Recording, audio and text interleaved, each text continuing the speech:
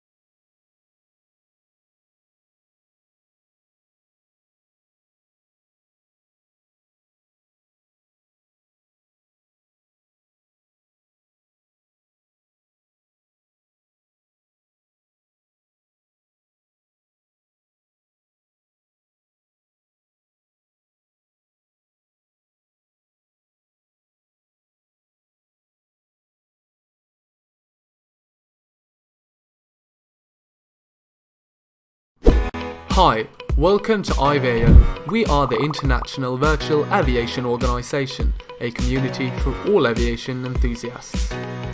We are over 210,000 members with 73 active countries. We spend 11 million flight hours annually and provide thousands of hours of air traffic services every day.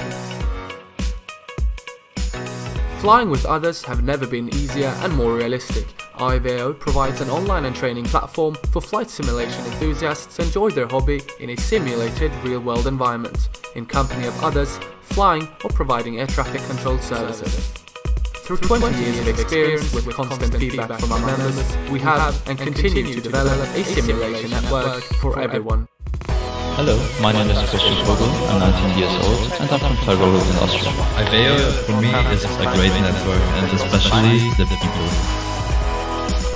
Yeah, my name is Marco, I'm 19 years old and the best thing for me is the community. And in the past years I've met so many great people, even in real life. Hi, I'm John, I'm 25 years old and I'm from the United Kingdom and I've trained several students over the last couple of years. At IVAO, we offer individual training as well as thousands of pages of documentation. We have multiple software solutions and a wide range of support for a variety of flight simulators. And with our very own software development department, we're able to deliver the best flight simulation software. IVAO is all about community and we would love to tell you more about it. Join the flight simulation family.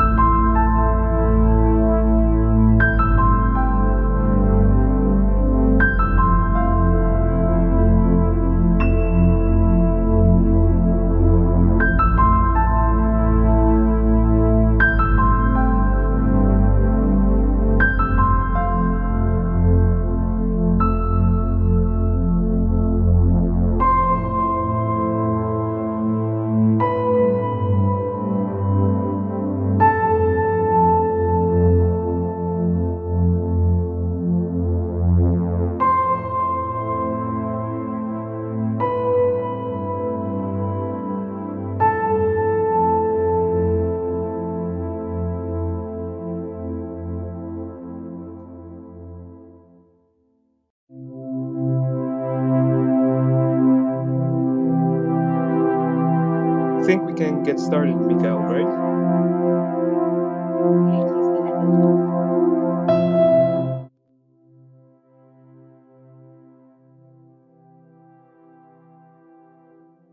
Okay, perfect. Good evening, everyone, morning or afternoon, whatever you are on the globe.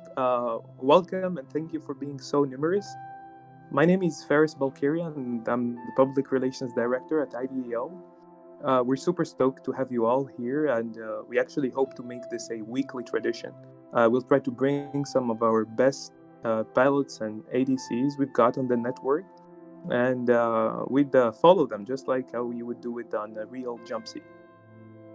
For today's session, we're super delighted to have Mikael Yepes with us, who's going to be doing it. Of many titles, he is the director of our Venezuela division. He is a advisor to our flight operations department. He's a senior training advisor and assistant to the executive council. So pretty busy schedule. And whenever he has free time from IVAO, he's a real life first officer on an Airbus A320 with Qatar Airways, and it's the same aircraft that he's going to be flying today. So along the coming 1 hour to 90 minutes, we'll be having Michael guiding us through everything he does. So we'd be able to hear him, to provide advice, and all. You'd be able to hear us, but we can't hear you.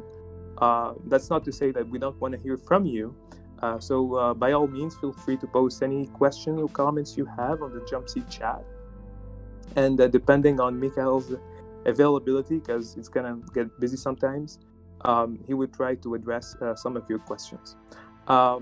With that, I will hand it over to Mikael, and I would wish you a safe and pleasant flight.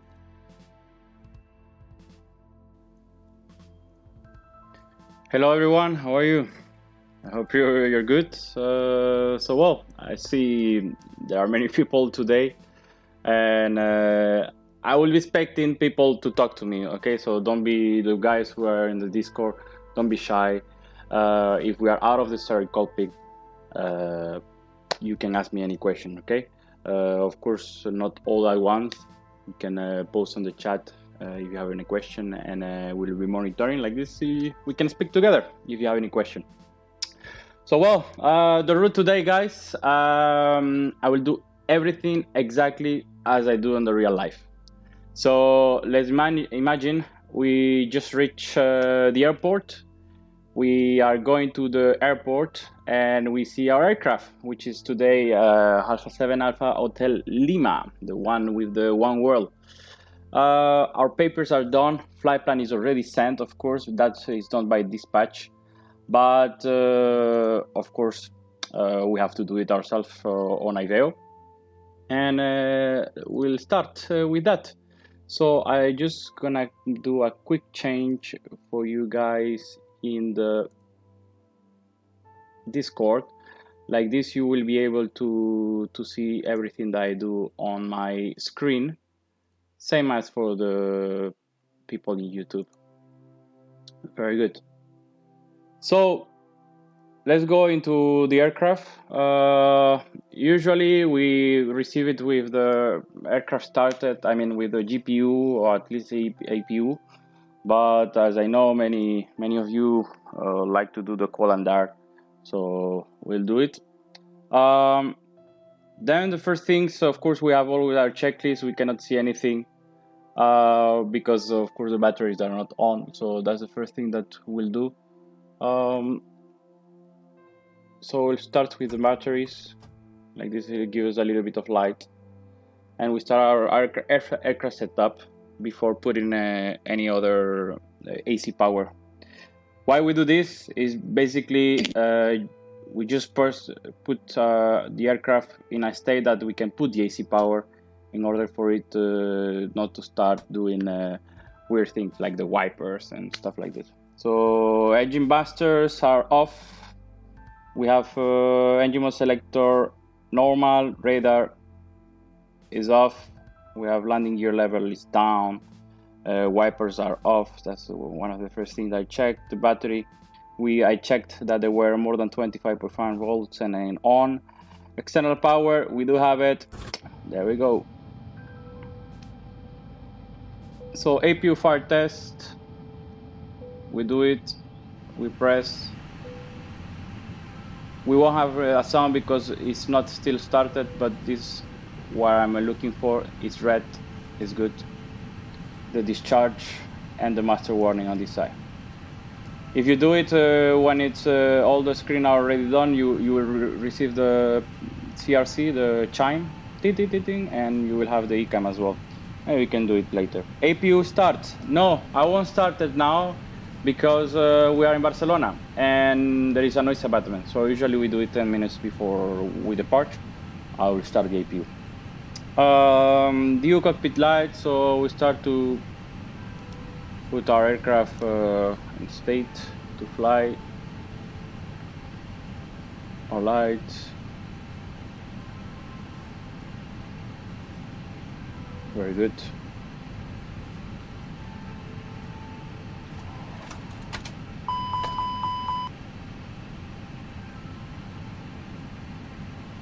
Beautiful.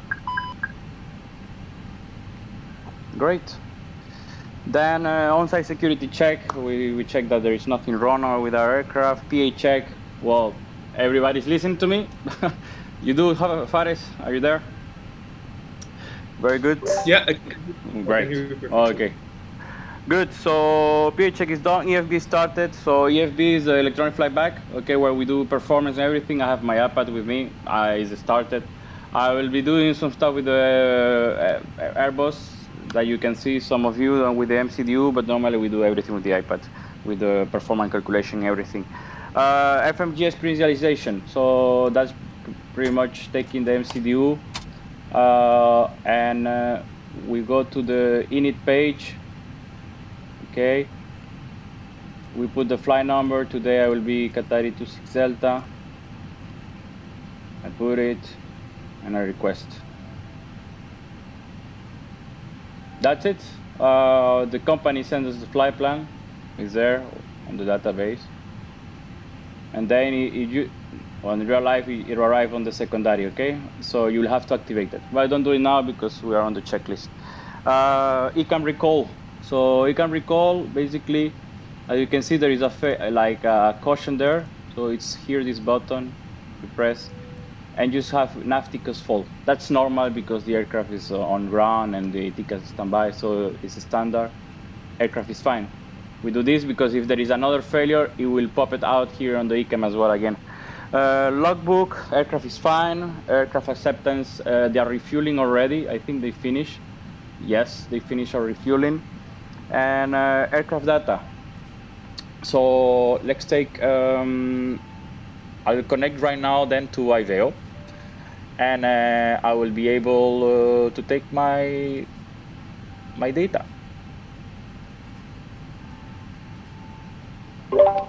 While you do that, Michael, we got a couple of questions. May I ask? Yeah, of course. Yeah. So Sarun is asking, have you ever, or do you always need to do the cold and dark in real life? No, that's exactly what I said at the beginning. We don't. The aircraft, it comes and with the GPU already connected or the APU started. Of course, we do make the same checklist, which is a preliminary copy preparation. That's it. But the aircraft is always, most of the time, started. It's very, very weird when you will have it off. Very, very seldom situation. At least in my company. Other companies, yes, it's common to do that, but in Qatar Airways it's not. Okay. IVAO, I'm connecting, so I have my information. I do connect. There you go. Some of you, they saw the IVAO. I will put it for the people in YouTube. Like this, you will be able to see communications and the frequency, what I'm doing in part of the flight. So, and with that, of course, my flight plan was already sent. As you might know, there you go, I'll put it here. As you can see it, the flight plan, I put it here for you to see it. just wrote. There we go. Okay, so I show it to you. I did. This is of course IVAO flight plan. It's pretty simple, but we don't see that on real life. Okay, what we'll be getting is our operational flight plan. Okay, which is two different things. Okay, ATC flight plan is what the company sends to, well, basically the ATC, and then for us they will give us this paper that you will be able to see, and we start checking what did they give us. So we have a route. I think in YouTube, please confirm fighters if they are seeing the flight plan. I'm not pretty sure. And while they check that, I will be telling you what we see. We have Qatari 26 Delta, flight number 29 November, Barcelona, good to Geneva. It's great. Airbus 320, the captain name will be mine. I will write it here. And I won't sign it yet because I have to check it, everything first before accepting. The signature means I do accept, well, the flight plan. I think I know why you cannot see it. There you go. And I remove IVAO. People can see my flight plan here now. Great. So then we have the route. Pretty standard. This we don't see so much because we have a view of the flight plan on our briefing package. Like we have it, well, in this case I'm using SimBrief for you. I will show it right away. And there we go. You can see the route and where are we going and etc. As well, we will have on another section basically the weather towards our route. That's why we check this to have the view, but we don't take care so much on the OFP because basically we don't know all the airways, to be honest. Okay. Now we go to an important part of the flight plan, okay, which is the fuel, okay. Trip fuel is 3.3 tons, okay. 1 hour 12 minutes will be our flight. Maybe we might do it shorter. We can have some shortcuts. They gave us 50-minute contingency. That is interesting. Usually it's either 5 minutes, 5% of the flight, 3% they do a lot, mostly in Europe. For short reason, maybe the dispatcher gave us 50 minutes. Our alternate is Zurich with 1.4, and I final reserve the half an hour that most of you know is 1 ton. Okay, half an hour, 1,500 feet above the alternate airport. So minimum diverting fuel is 2.3. Okay, ETOPS, there is no ETOPS today.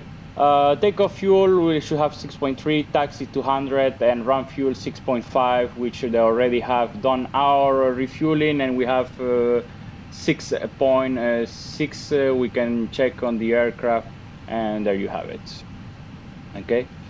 Now, I have read of course, and prepare my fly before, well, coming to you guys. That's what we do. We receive it on the iPad and we check everything. Weather, NOTAMs, I mean Barcelona, sky okay, light wind, we're expecting runway 25 for departure. Beside that, there's our preferential. We have the wind for that. Forecast, we don't need for that. Then we have the NOTAMs, nothing really relevant. And they say well, sequence flash line in out of service, 0725 radix close available per, well, half an hour, but well, an IVAO, they might not be simulating that, so we might use it. If not, we go to the other runway. Geneva, 9 kilometers overcast, 3 degrees, icing condition dense, we might expect that for arrival. And then the forecast, that's what we need to see, because it's 1 hour and 1 hour flight. So this is now, but in 1 hour maybe change. But when we check, we are top for. it might actually reduce a little bit the temperature through the night.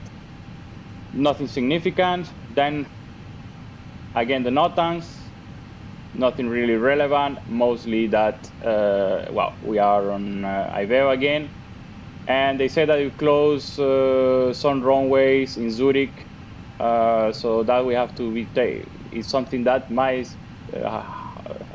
affect us if we need to go to the alternate, but again, well, in IVAO, we will have Zurich open for us. Then en route, this, we go on an overview, okay? To be honest, we don't go one by one.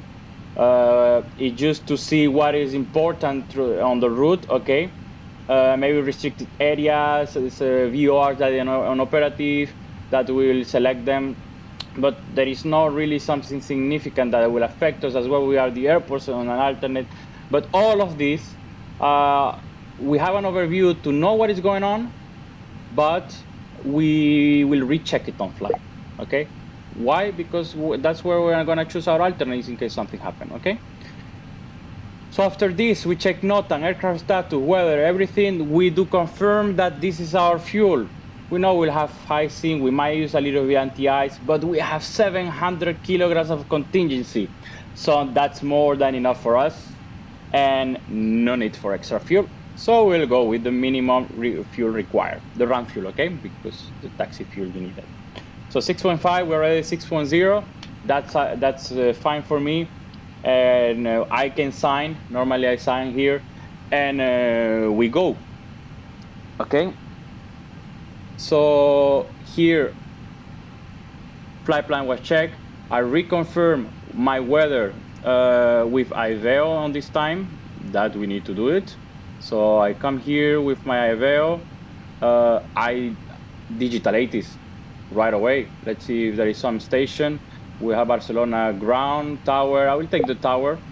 So as we can see, they're using 07, arrival for departure, 07 right.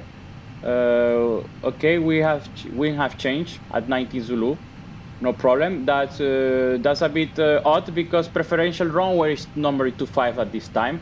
Where we can check that? That's in our charts, okay? Is on the reference part, you can read it if you have the charts, okay?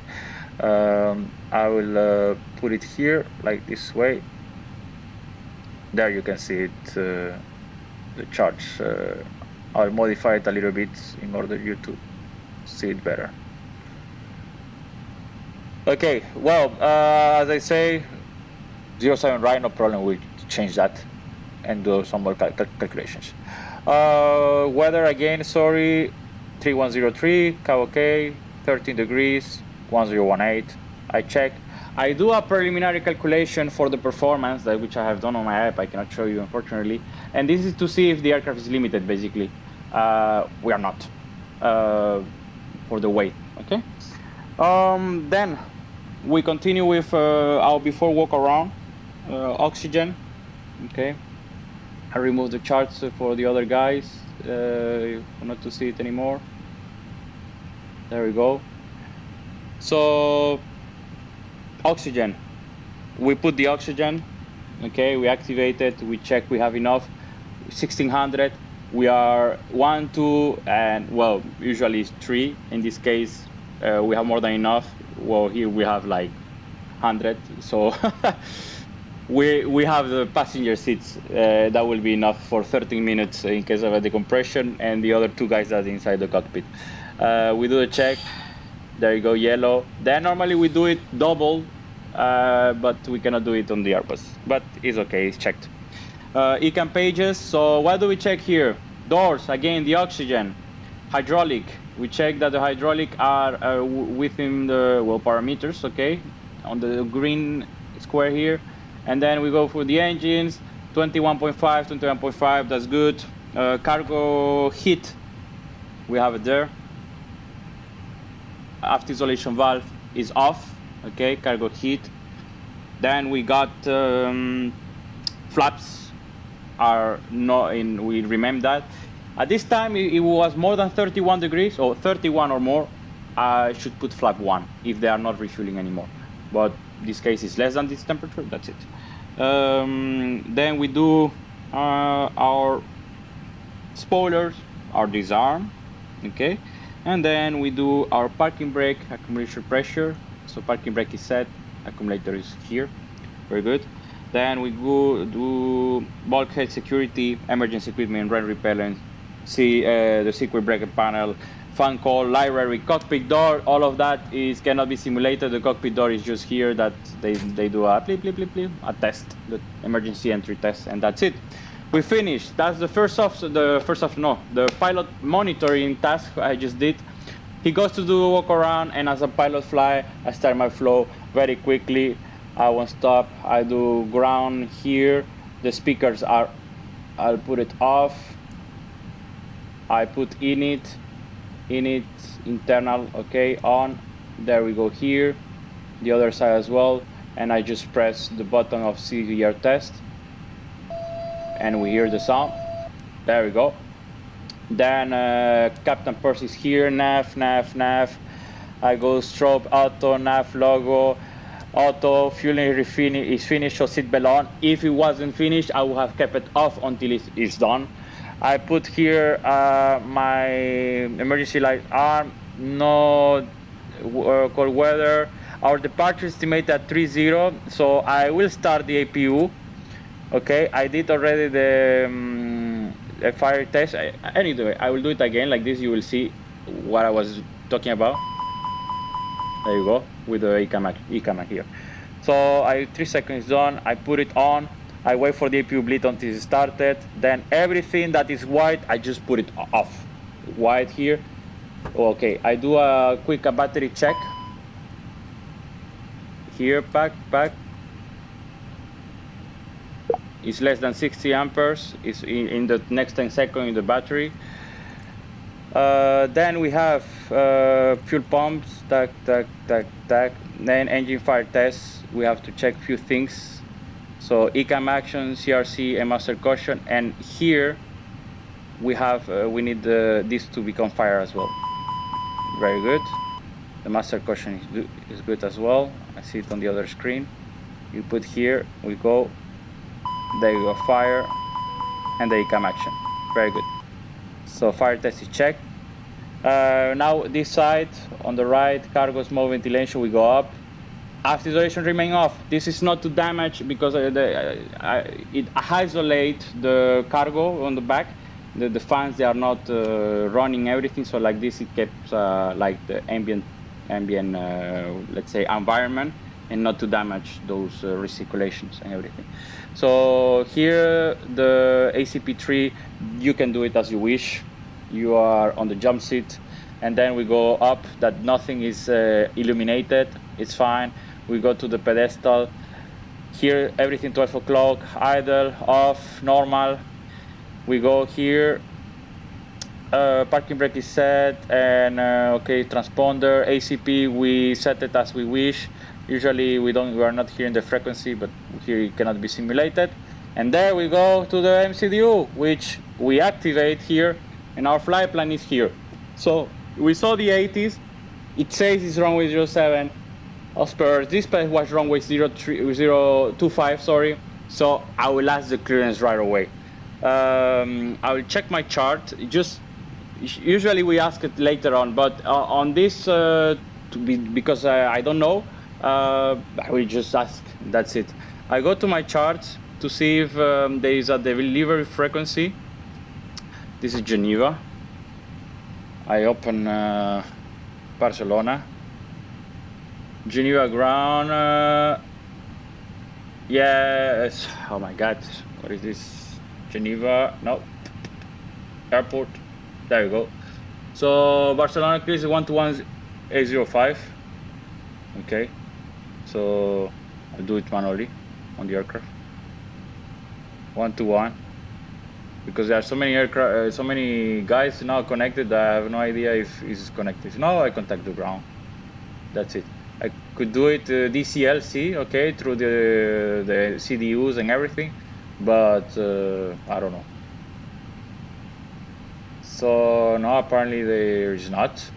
So we contact ground. Which one is this down? North, 1217. Okay, let's go.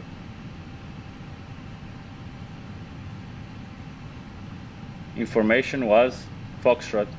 Let's ask for this guy because his IVAO is different. So north ground. For him is Charlie, you see. Well, no issues. Then I remove the chart for you guys. Okay, so let's call him. Barcelona ground. Hello, this is Qatari 26 Delta. Qatari 26 Delta, Barcelona, go ahead. Yes, hello, we are Terminal 1, information Charlie on board, requesting ATC clearance to Geneva. Qatari 26 Delta, Charlie is correct. You are clear to Geneva. Dalin 3 Romeo 07 right. Initial climb 6,000 feet and your squawk 0431.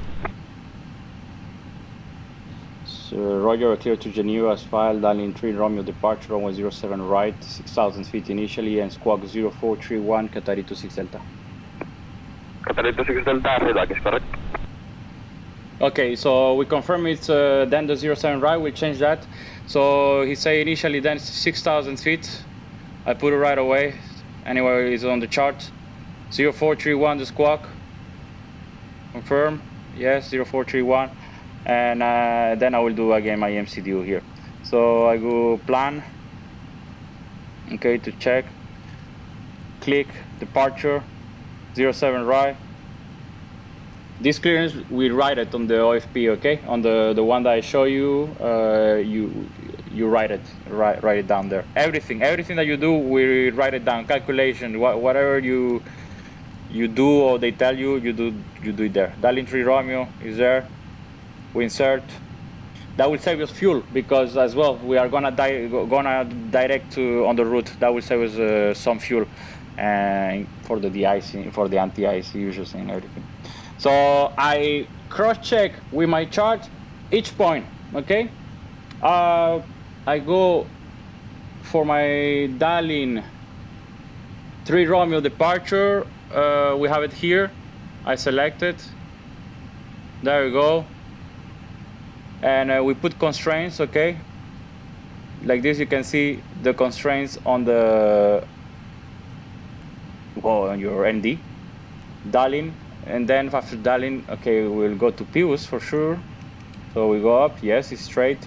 So normally in real life it won't give this discontinuity, but well, simulation. I delete.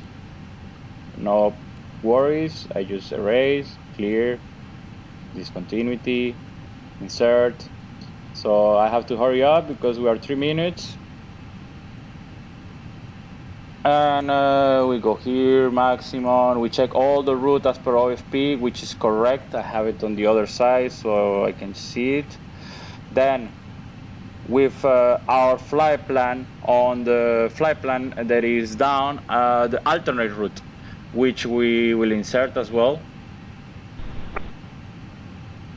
And we have here Zurich. Just 1 second, guys. While I do this, Fares, any question that we might have around? I'm taking over Fares for a bit, Mikhail, because he will be back. But we have some questions we can ask you. Yes, while I do my preparation, they watch me, I can answer anything. Alright, well, we have a question here. Well, how many minutes before pushback do you have to turn on the seatbelt signs? As soon as the fueling is completed. Alright. That's the answer. Fast. When the fueling is completed, you put the seatbelt on. That's it. That's the condition. If it's not, if the fueling is not completed and passengers are boarding, you keeping off, and the cabin crew, they have a special procedure for that. They will say don't put the seatbelt, don't use your phone, etc. And they will be in a certain position in the event if there is a leakage or any fire. They will they evacuate the aircraft as soon as possible. All right. Well, that's a quick answer. Then we have a following question. The question: why do you initialize the secondary flight plan first? Okay, so I did to show you on the real life because initially you go to init, as you say. When you pre-initialize that, you check the here the engine, the database, and you go to init in the real life. Okay, init, and you put here init request. But on the FS Lab, it comes on the primary. That doesn't work like this. When you do this on the primary here, it goes on the secondary, and then you activate it. So that's why I made it in order for you to see how it's the changing on the reality. But it is init here, not secondary. It's init this one. Right. All right. Restream your screen, please. On Discord.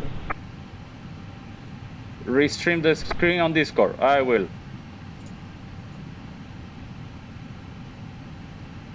Okay, screen, there you go. Insert, you can see it. Perfect. Very good. So, I will just reduce the volume here for the ATC. Very good. And again, 13 degrees. Very good. So this trip, we did this already. Secondary. So on the secondary, I was building my engine now SID. Why is an engine SID? In the event of an engine failure, okay, I will basically do that. So here we have that. I will go to a point which is 25 miles on the extended runway center line. So I will do Echo Bravo Lima runway 07 right slash. Then I will put exactly the runway track which I check on my chart, okay, on the airport 10-9, and I see 065 here. Put 25 miles. This chart is a company procedure, it's not on anywhere. From there I will go back to Barcelona, so new destination. I insert right away the arrival for ILS then 07 right as well, why not? There you go, non-star because I will request vector no via. That's it. Here I will create a holding, okay, just in case I require a holding, and it will be 067 inbound right turns. So 065, 067, I put it here. Right turn is there, and I will put 5 mile, okay? Why 5 mile? Because when you are slow in 1 minute, you will be turning and turning and turning. So 5 mile is just not to get dizzy, to have long legs. There you go, here's the holding, the way back, we put the performance. Let's do this on our very good. Request on boarding. I put the one that is not, no problems. There we go. Okay, so secondary, we're still on secondary page with performance. We put the QNH 1019, the temperature, which was 13 degrees. Wind 3103 knots, and the minimum.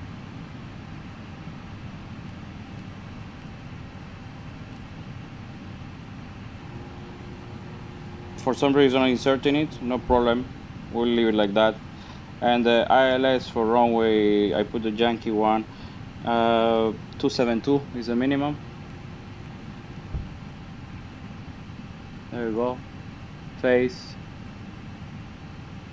So 1014 is a thrust reduction altitude, and go around altitude we have is 3000 feet.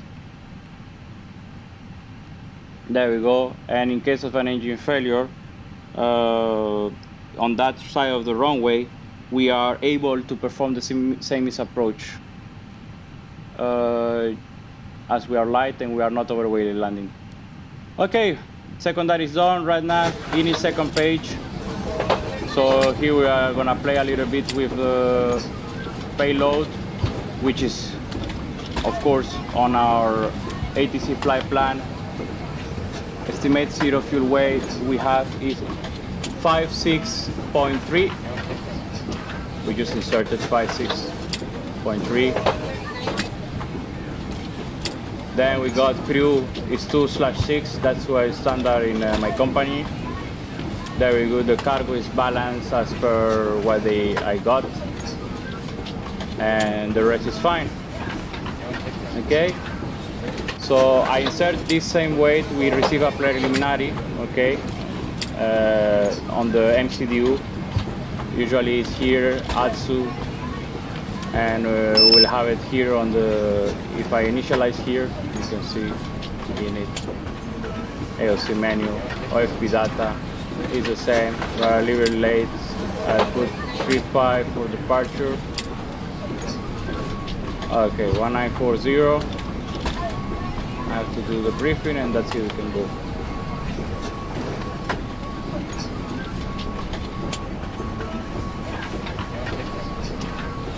Manual, send, here.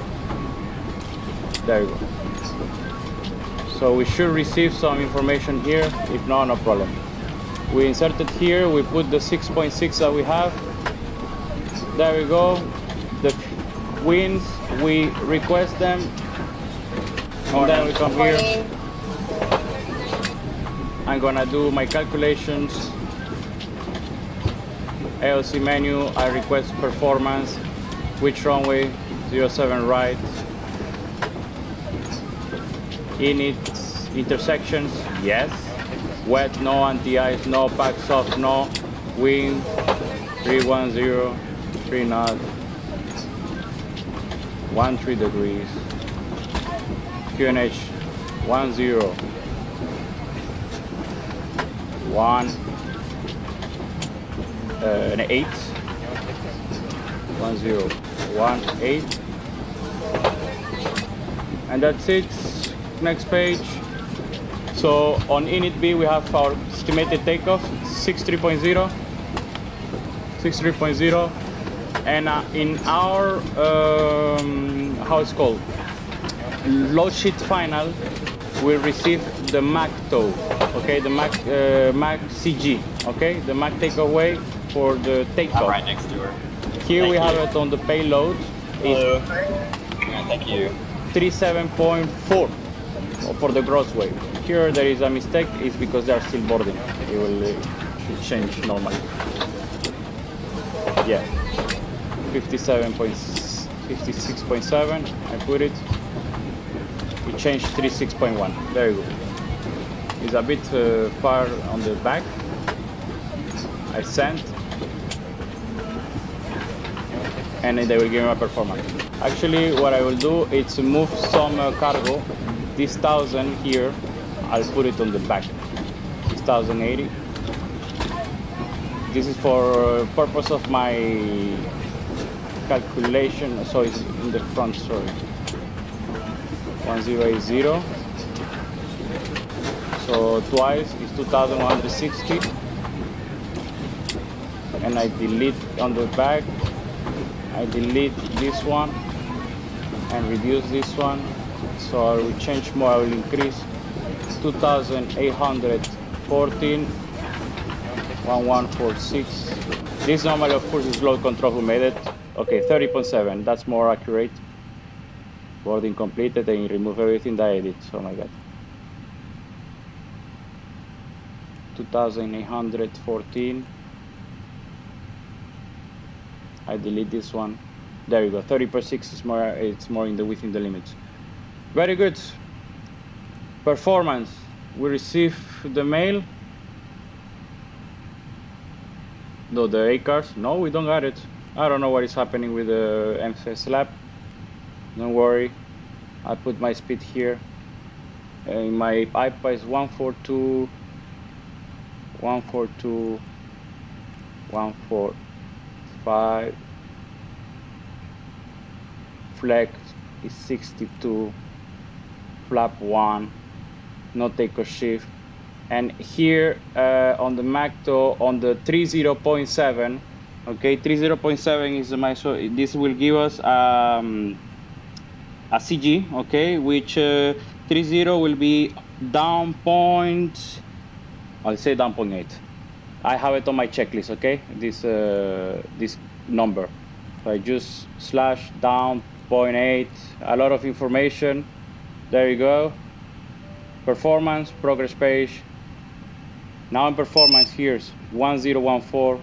That's in case for the thrust reduction, 1014.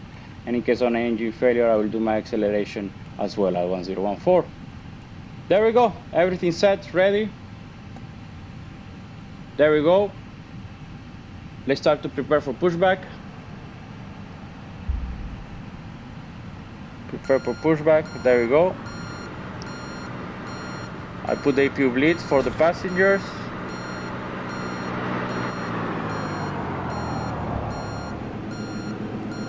Okay, and we do our briefing. Quick briefing. Normally the other... Hello, Captain. We're ready for pushback. Okay, stand by. Normally the other pilot will receive, cross-check everything that I've done, and we brief the important thing, okay guys? We are not doing an extended briefing on the real life either. Locking gear. So we are grab our charts for you. And we are here on the Terminal 1, we're gonna push back, then on the taxi, we're going to go for 07 right as per taxi instruction. We have hotspots which are important, as hotspot 4, hotspot 3, and we have to cross a runway most probably, depending if unless they gave us Juliet 6. And again, we have a hotspot on 2, reaching the runway 07 right. This is important, this is a threat, okay? Ground operations in the airport might be a threat as well. For emergency briefing, below 100 knot, any malfunction, we stop the takeoff for any reason. Between 100 and 1, we are going to stop for any type of master warning, master caution, engine failures, or something, any indication that the flight will be unsafe. If I call stop, I will pull reverse on, thrust levers on idle and pull full reverse. Monitor the acceleration. If the aircraft is not braking, I will put manual brake. Once the aircraft is stopped, I will set the parking brake and I will make a PA calling attention crew at station. The PN will cancel the warning, call me for reverse, deceleration, aircraft stop. He will call the tower, we are stopping on runway 07 right this time, locate the emergency evacuation checklist on his side, and perform the icon action on my request. We will check and evaluate the situation on that time, and if it's safe to vacate, we will do it. If not, we stay on the runway and we start the evacuation, depending on the situation, okay? If I call go, any malfunction after we want, just continue the takeoff as I did on the secondary, and you cross-checked with me. We're just going to continue straight ahead, climbing 6,000 feet as we have it, and then we do the holding if required. If not, we can request vector again to runway 07 right, that's it. In the event of something something very critical, okay, smoke in the cockpit, we are gonna just pull speed, pull the how it's called, the heading, 1,000 feet right turn. Try to make it visual, no vectors for visual 07 right, or we've assisted with the ILS, which already have inserted. Very good. If not, nothing else. We have to date Danley 3 Romeo departure, okay, which is there, nothing special, climbing 6,000 initial altitude, which is our transition altitude as well. And then we follow this instruction. The chart is 10-3 Golf, 28 August 20, effective 10 September. We have the same? I hope we do. Very good. Later on, significant terrain is on the north side. We have the seat down, MSA 3,300, so that we can climb there. In the north is 4,700, within the 15 miles and 6,500. Nothing special here. Weather consideration none. Procedures, nothing special tonight. MSA, weather, fuel on board, aircraft is fine, passenger okay, cargo, dangerous good, nothing. Threat, night flight, I'm flying alone, okay. Well, if you do see me doing something wrong, just tell me, because we all do mistakes. Now, jump seat, straight cockpit, it has actually started. Until 20,000 feet, okay? If you have any question, just wait until I ask you. If not, just write it down, and when I talk with one of the guy of the PR, I will ask you. This helicopter is until 20,000 feet, okay guys? Very good. So, if any question of the briefing, let's go. We are late. Very good. So, I put the volume. Ground Qatari 26 Delta. Qatari 26 Delta, ahead. Request push and start. Qatari 26 Delta, push and start approved, QNH 1018.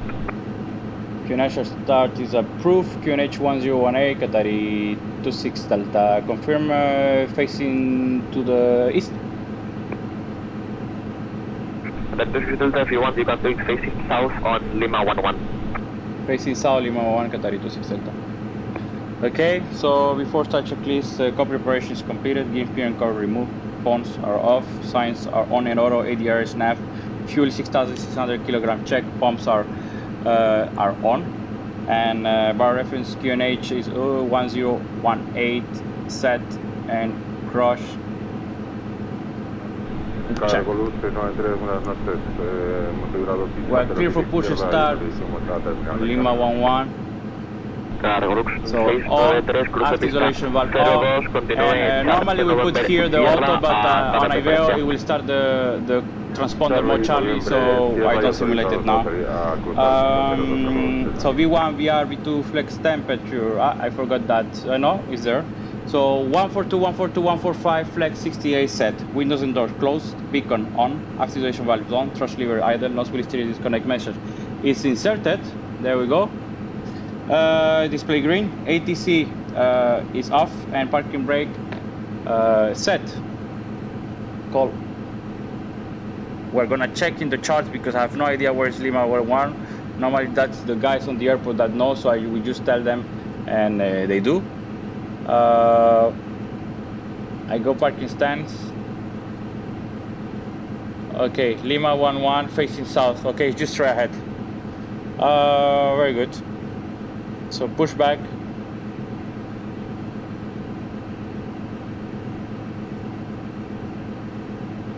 Barcelona, muy buenas, el Ryanair 155. Straight pushback, that's it. 155, Ryanair 158, tenemos información Delta a bordo, plante por instrumental para Lima Comac Delta enviado, estaríamos listos, copiar. It's just there, we are just on the top. Very good.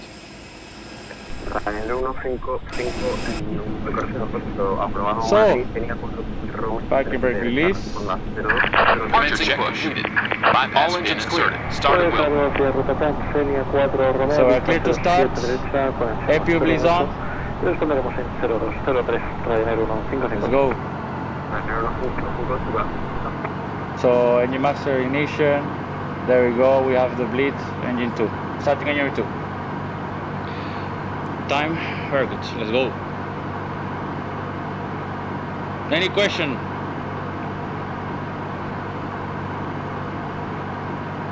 We have a few questions, I guess. Let's see.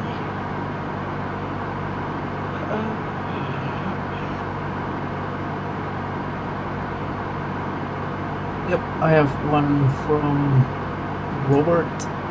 He asks, or she asks, if you're flying on the A319, 320, 321, do you need a different kind of training to switch over to the DO variants of those? Not at all. From Airbus 318 until 321 is exactly the same aircraft. There is difference, of course, but it's the same aircraft. I mean, what would change is the system of the fuel, for example. Some of the engines, they are... set parking brakes. They are, how it's called, CFM, others IE, but it's the same aircraft. Waiting your confirmation for good engine start.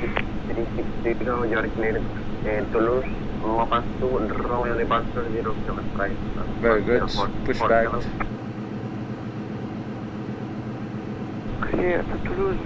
Any other question?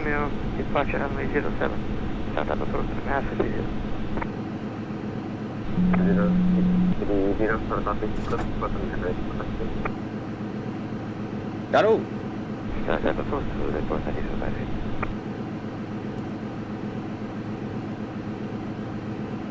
My microphone didn't mute.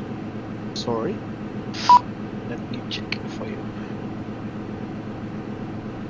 So, let's see. So, here's a question. Is it allowed to refill the plane while passengers sitting in the plane? Yes, it is. Depends, of course, of the companies, but you have to have the procedure. And some airports they do not. Some airports they don't allow it. The airport. But some airports, what they do is they send you the fire truck. Others, because they are equipped on each case for that, basically they don't send anybody. But yes, it is allowed. All right. Then we have maybe a personal question, but here's a question: do you have like a EASE license, or do you have a Qatar license? So I have 3 licenses. When I started in Venezuela, I have my ASA license and I have the Qatar license. But in Qatar Airways, I fly with Qatar license. My European or Venezuelan, I don't need them actually. I just have them because, well, backup, let's say. Okay, just 1 second. Engine started. Okay. I have a question here. How soon do you need to turn off the APU after start engine start? Right now. I put the ignition normal, APU bleed off, no anti-ice required, and my APU is off right away. PM is I arm the slides right away. Put my flap 1. I will set here. Okay, on the pedestal. If you watch it here on fuel predictive page, okay, I don't know if you can see it properly, but there is a number, the 30.6 that we saw. There we go, we put it here, 30.6 set, and then we check that all the doors are armed, slides are armed, they are armed, and on the status there is nothing, we are normal. So I go performance, he goes flight plan, there you go, normal. Now we can tell to the guys of the GSX that they're bothering me, yes, I have good engine start, you can go ahead and leave. Miguel, can you please restart your stream again? It's closed. On the Discord, eh? Discord, yes. Okay, I go. It's weird why it's falling like this. There we go. Now after start checklist, anti-ice off, ECAM status checked. Pitch trim, 30.6% CG set, rudder trim 0, and ground crew clearance. We are waiting for the guys. Tow truck disconnected. Bypass bin removed.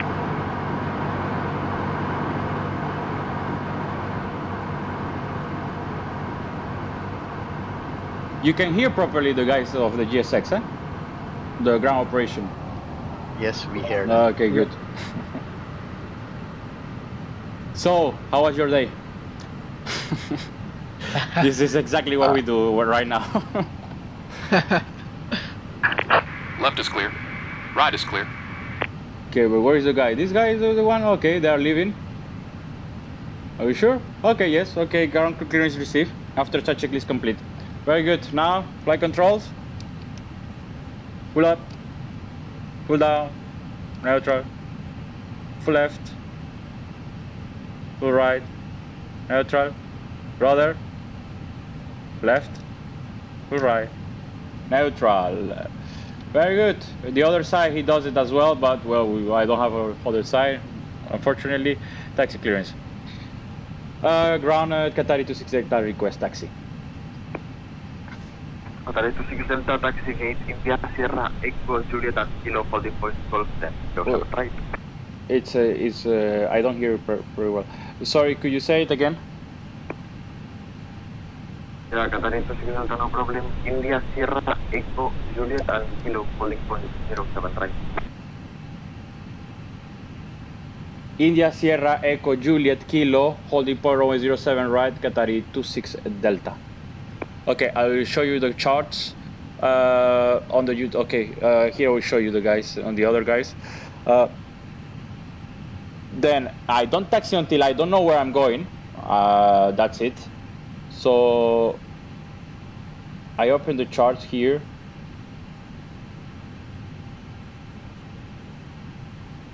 taxi route. It's very tricky. This okay. Here I have it where. So he say India Sierra,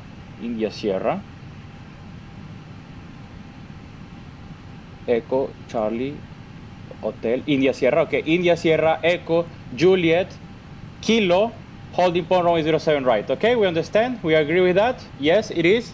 Very good. So I have to turn to the left and vacate. Very good. Light on. The other on. Cabin is ready. Okay, we have it there. Very good. Are ready. And parking brake release. Clear right. Clear left. Let's go.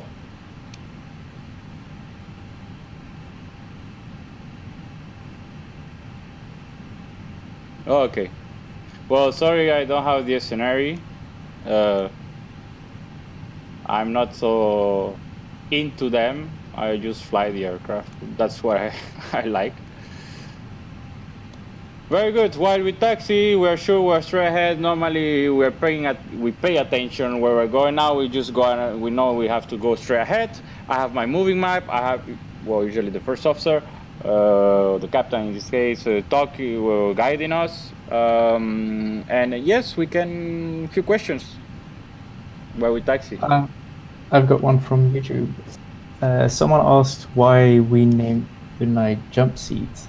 So maybe explain what is a jump seat. Well, jump seat is this guy there. Actually, I will open it. I think you can open this. No, you cannot open Very it. dark. There we go. It's open. I don't know if you can see it. You don't? Well, jump seat. I think I put it here. There we go. That's the position of the jump seat. That's why jump seat is basically the seat that they are in the back of the pilot. In Airbus we have two. Another aircraft is just one. Some nothing. And well, that's the reason you are taking a real fly. As you can see, I have done a lot of things, explain many things. When I have real jump seat, basically they are trainees that are just coming to watch. I explain everything a lot. Of course, many things I don't tell. I just explain you step by step. Well, for you because you are not trained. And yeah, the jump seat is this one. And so enjoy it and ask everything you want. Any kind of question. So here I'm gonna break a little bit. I'm going to crash. So we confirm it's a right turn via Echo. That's what he said. Yes, he did. I come back to my seat. Very good. And there we go.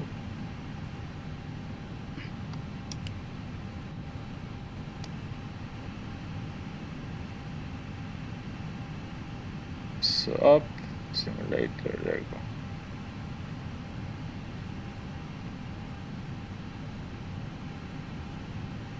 So I guess on YouTube they are watching is a moving chart. I will make it smaller for you. There we go. Got another one from YouTube.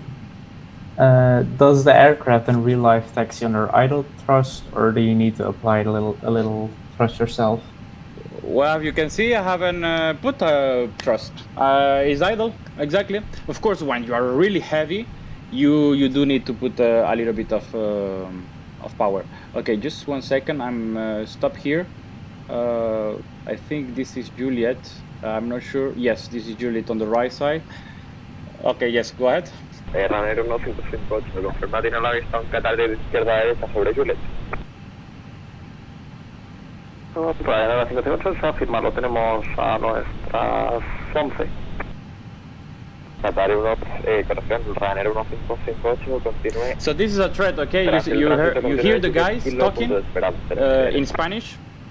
Well, I do speak Spanish, but there are others that they don't. So when they speak in Spanish, it's a threat because you don't know what's going on, and the ATC can do mistake as well. And when this happen, well, sometimes it might happen that well, you get into another aircraft or stuff like this, or even when they are airborne, they give same altitude, so whatever reason. So it's very very tricky. Okay, so you must pay more attention and everything. Okay, regarding this. So now, as we are in Juliet and we have time, I will do. I cannot do it like this because it's very difficult. But this is PM duties. Okay. I put the radar. Okay. I check the squawk code. Everything is here set. I will put the auto brake. He will put the rain on inside the PM, and then he press the takeoff configuration.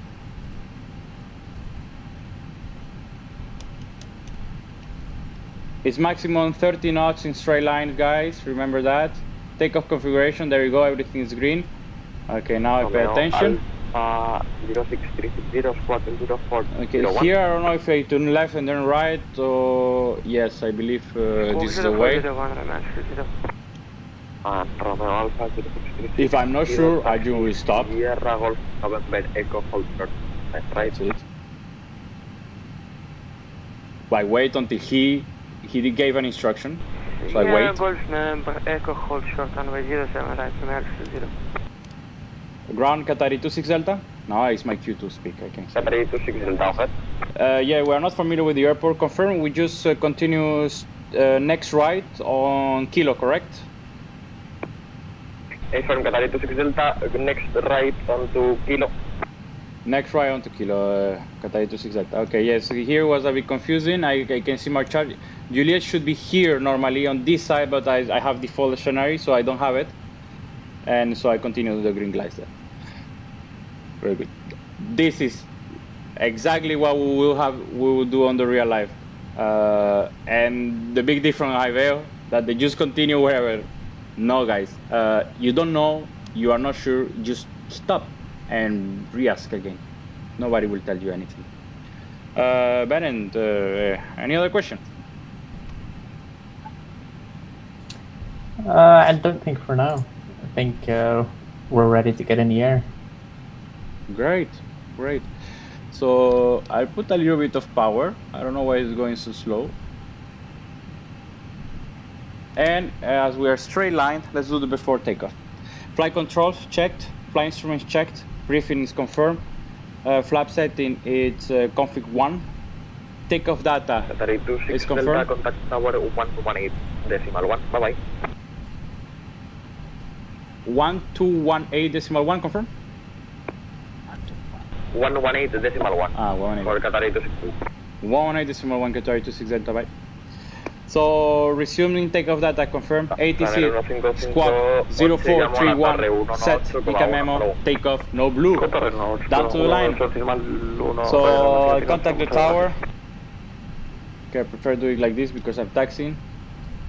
1181, and I will ask him the frequency for departure as in IVAO they always change. It's not the same as the charts usually, so I'll do that just to be sure. Okay, it's going to 5. Rainer 1558, Barcelona, buenas, también arranque, punto esperar, Golf 650, si interesa número 2. Hoy continuamos, punto esperar la pista 07 derecha como número 2, radar 558. Kilo 11, I'll take here on the left. Tower, Barcelona Tower, hello, this is Qatari 26 Delta, taking Kilo 11, runway 07 right, ready for departure. Qatari 26 Delta, Barcelona Tower, you line up and wait, runway 07 right. Sorry, say again? Yeah, Qatari 26 Delta, line up and wait, runway 07 right. Line up and wait, runway 07 right, and could you confirm which is departure frequency, please? Yeah, the departure frequency is 123.025. 123025, thank you, Qatari 26 Delta. 123025, that's it I asked. Sí, afirmativo. Estamos establecidos. Okay, takeoff review. We have climb 9, flight 1 FD2, 6,000 feet. We confirm it's 03 right. Initial point is Delta Echo Romeo 07. Okay, there's 07. We have everything managed, 6,000 feet. Flex, 62. Click for takeoff, runway 07 right, Qatari 26 Delta. Okay, we're clear for takeoff, strap. light on. We recycle the lights, transponder. As you can see, there is many things to do with only one person. It's quite difficult. So, landing checklist. Sorry, down to the line. Takeoff runway 07 confirmed. Cabin securing signal. Ticket steer range. Immo selector is normal. Packs are on. Before takeoff checklist complete. Good. Ready. Everybody's ready. Okay. Good evening, this is Amel for 0660. Let's go. Currently on ramp 9. Requesting taxi to runway 07, right? So 50% initially. 360, tower gray, stand by for aircraft. Takeoff. 60. Okay.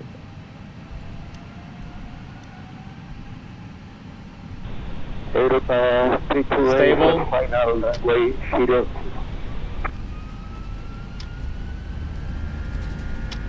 So manual flex 62 SRS runway, auto thrust blue. Trust set. Water, stand by. Continue approach Europa 328.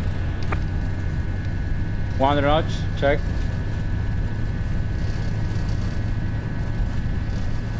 V1. V1, rotate. Okay, Europa 328, wind 63. Positive climb. At 6 knots, Yep. will land with runway 06. Final on.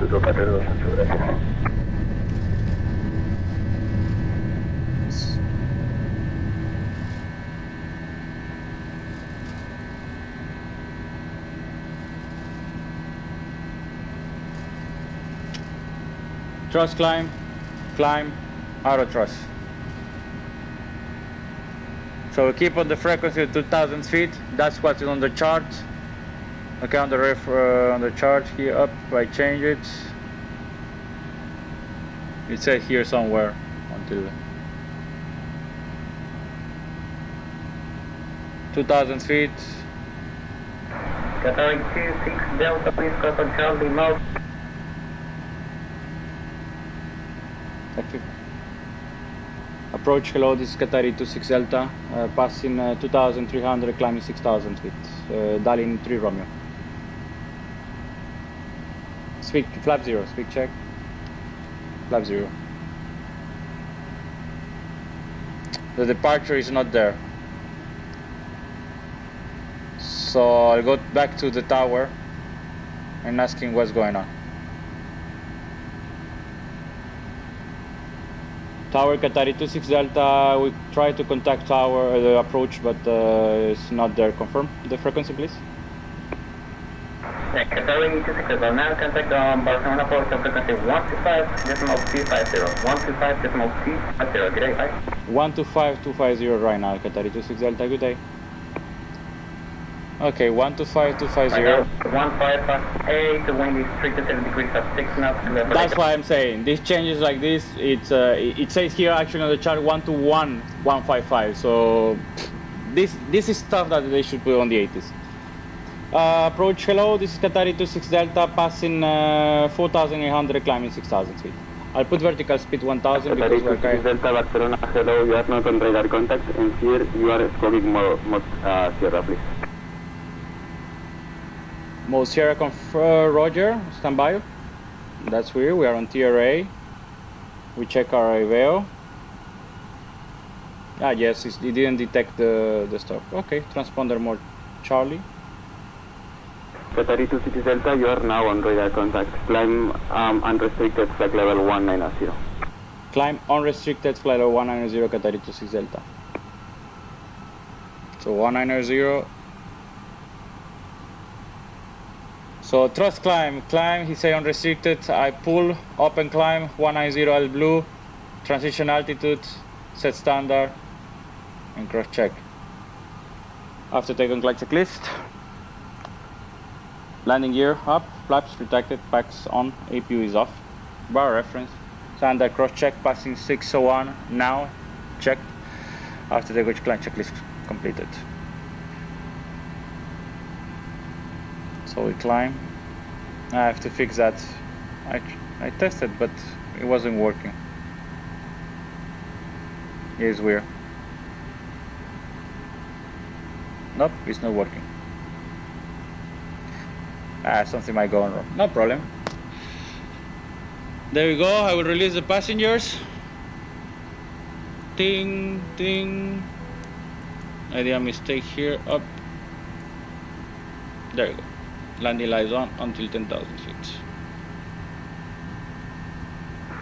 Baja, aproximación muy buena hasta el Ryanair 558 por la línea 4 Romeo saliendo a 07 del Nothing, we fly. We don't speak, we hear the ATC. 558 Barcelona, buenas, está en contacto radar. Ascenso nivel de vuelo 190. Pues continuamos ascenso nivel de vuelo 190 Ryanair 558. There's no traffic. That's interesting.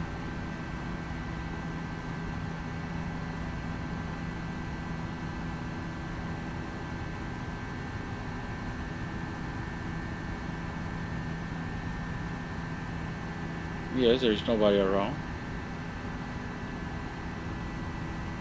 So on the TICAS, here I am on above, okay? To check everything that is above me. The rest I don't care. Crossing 10,000 feet, 10,000 check. Lights are on. Off, sorry. I put airport here now. It's not any more constraint needed. And number this of course is PM task. Check 380, 360, 392. I'll request 360 as my optimal. I don't know why it's 360, 338 here. My flight plan was, I believe, with 36, so I'll put it there. 36 right away. If it's more, the aircraft updated right away. If it's less, you have to rechange it.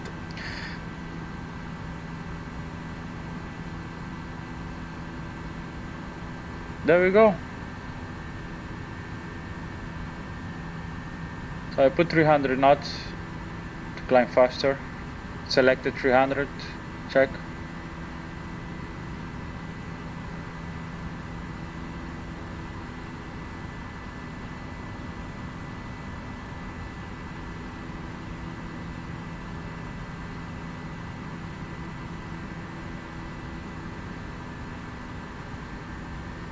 Ryanair 1558, vuele directo a Senia. Directo. So Vumani, Mandoko, I just read your message like that. We put the strap on when we enter the runway. Always you have to have the on when you enter. I know Elto, if you forget them, they will start when you are airborne, but you must put them in, yourself you have to put it on. So there we go up, put it like this, 10,000, no weather, no nothing. I release the passengers.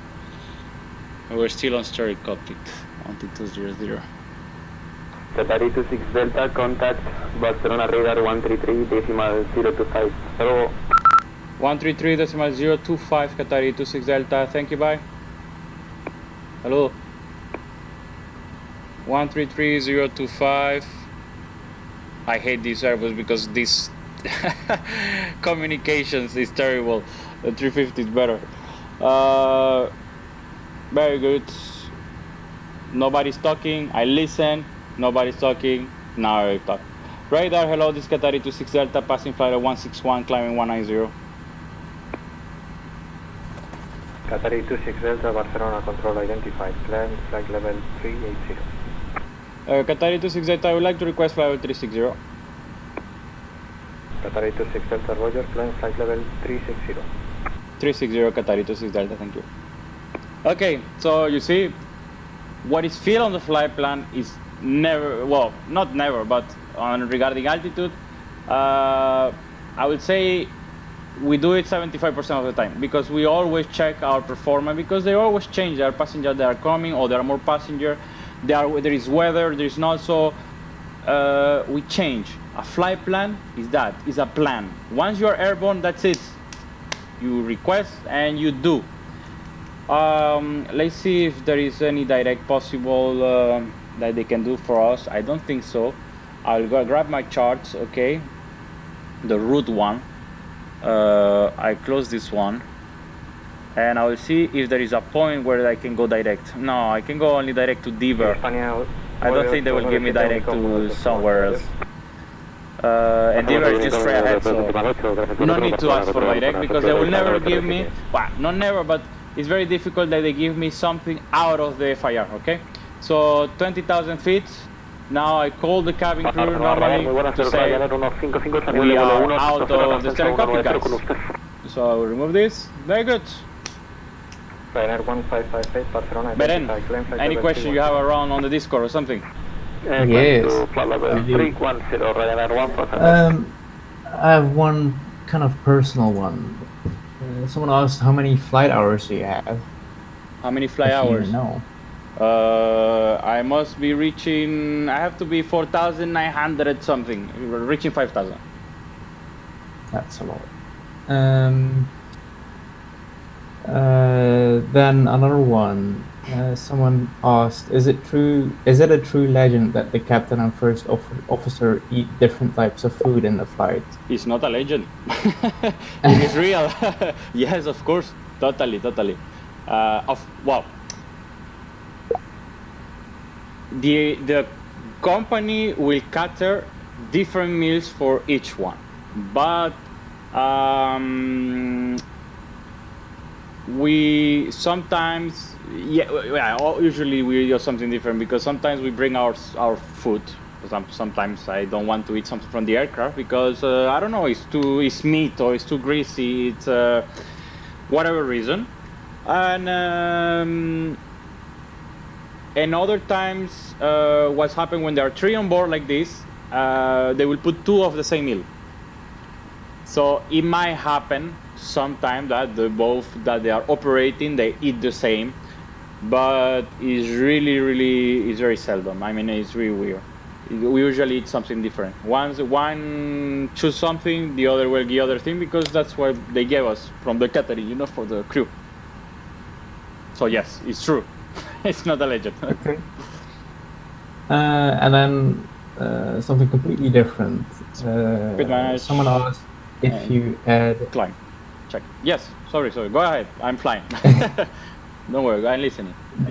Do you add the sit and star in your flight plan route in item 18 in real life? Or do you leave it out? The what, sorry? The SIDs on the flight plan? Yep. Yes. No, they do insert the SIDs. Yeah, yes. I will show you the ones who are watching on Discord. There you go. Which I will put the guys here on Chrome. There you go. And I have put here Discord. This is the flight OFP, okay? Very good. And here down we have the ATC flight plan. Where is it? There you go. Here. This is what the ATC received. There you go. Here. It is. Okay? So, and you see I filled with 360. I don't know why they gave me 380. It's weird. Anyway. So dialing 4, and when you go there on IVAO, you have on the media wiki, okay, you have the how to fill a flight plan, and on ICAO doc 4444, you will find as well how to fill properly a flight plan, and there they will tell you that you will insert. You have options on how to start the flight plan, either a nav8, a fix, or the route from the airport itself to a exit point from the TMA. So an ATS route. So basically, the airport has a runway, takeoff runway, okay? You are not on a VOR, you are not on a fix, you are on the runway. So, but if you have something that can link from the runway to a exit point, you can insert, or you have to insert it. In this case, is the SID basically, that's the ATS route. SID, standard instrumental department, we did dialing 4 Delta. It doesn't matter. We planned for 25 right. The guys, they changed the runway. They just told me 07 right, dialing 3 Romeo, I think. That's it. Flight plan is a plan. I filled my flight plan 3 hours ago, guys. As a dispatch will do. They do it even days before. That's why we have date of flight. And Eurocontrol accepted or not for that day. And when you reach, is a plan. Okay. They do it like 4 hours usually. But is a plan again. And once you are on the aircraft, the ATC will give you what is on the current condition. So many times you will find ATC that will tell you, no, you have to change your departure. I'm on the aircraft. I mean, why will I change the flight plan? You know, you just give me the clearance, that's it. The important is the route and everything. So that's it. That's, I hope I answered your question. Yeah, I have another one. Daniel asked, when do you change the TCAS modes, like between below, normal, and above in real life? I will do it now in the cruise. I'm still on above because I'm climbing. And now in cruise, you will see my flow. Okay, there is as well a flow, cruise flow. And we'll do that. Normally here as well, I'm checking which airport I might go to for alternate stuff. But in Europe, there is plenty of airport to choose of. But for now, if something happens, I will go to Barcelona. In case of something, because I have it on the secondary, so I don't have to prepare anything. Full heading, push to level off, and I come back, depending on the failure, of course. But the TCAS below, I'll put it on cruise. By the way, you're on the SimBrief page on screen. Oh, sorry. There you go. I'll go. Everybody saw it. Tack. That's it. So if anybody wants to talk besides Bern, you're welcome to. Just yeah, just ask in the chat and we can unmute you and you can ask your questions yourself. Exactly.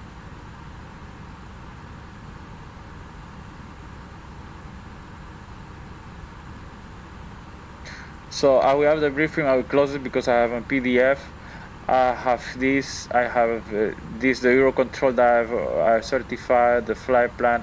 I will close it and I will just keep open the web eye.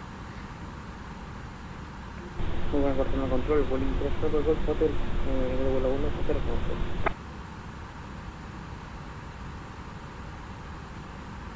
Policías de Golf Hotel, buenas tardes, contacto radar. Llame de Barcelona a aproximación en 125,25, salvo. Barcelona aproximación en 25,25, hasta otra.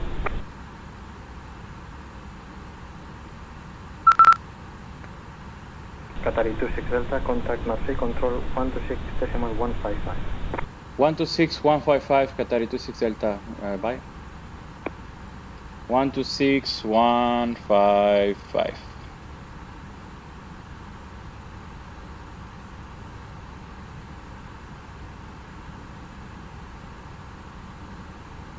Marseille Control, bonsoir. This is Qatari 26 Delta, flight level 300, climbing flight level 360. Qatari 26 Delta, Marseille, hello, identified, climb level 380. We'd like to remain the final 360, Qatari 26 Delta. Qatari 26 Delta, roger, climb level 360. Climb 260 and any possible direct for Qatari 26 Delta? For the moment, continuous file. For now, continuous file, Qatari 26 Delta. Ah, he's nice. Come on. Come on, there is no traffic. Send me direct. Okay, Arrivée est prévue Sino Unité Lima et direct LEBL. Your Discord stream sent by again.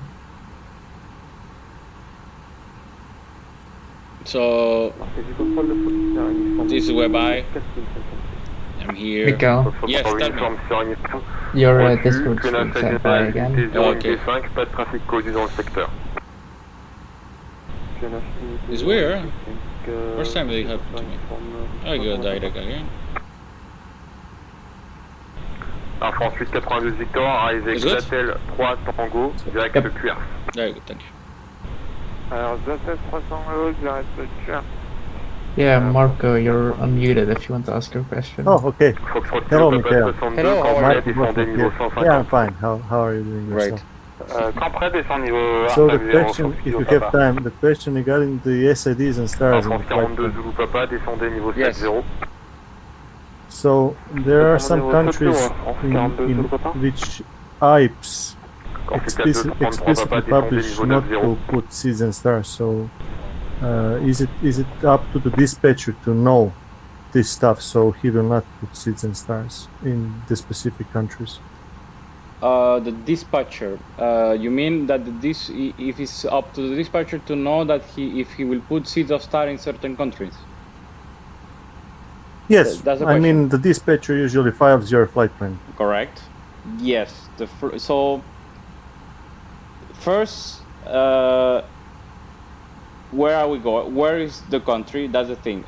On each part of the world, there is a station. So there is a dispatcher there that knows the procedures of that country, basically. If you have to put OSID or not, if there is, again, ICAO document it say if there is, you should put it. Okay. On the ATC flight plan. If there is not, you have other options, like an exit point from the TMA, or the VOR, or etc. A fix or run never an airway. Okay, that's the thing. If you put it or no, it doesn't really matter while the first point is the correct one. You understand what I mean? Again, if you know it, I mean, you are telling to the ATC what would you like to do and what are you planning for. But again, it's the first point, because if you see that, then my flight plan was dialing for Delta, I believe, and then dialing the waypoint. The most important is the dialing waypoint.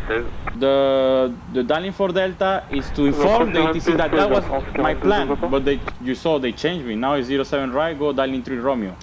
That's it. So again, if you put it or no, that's not the important thing. The important thing is the first exit point.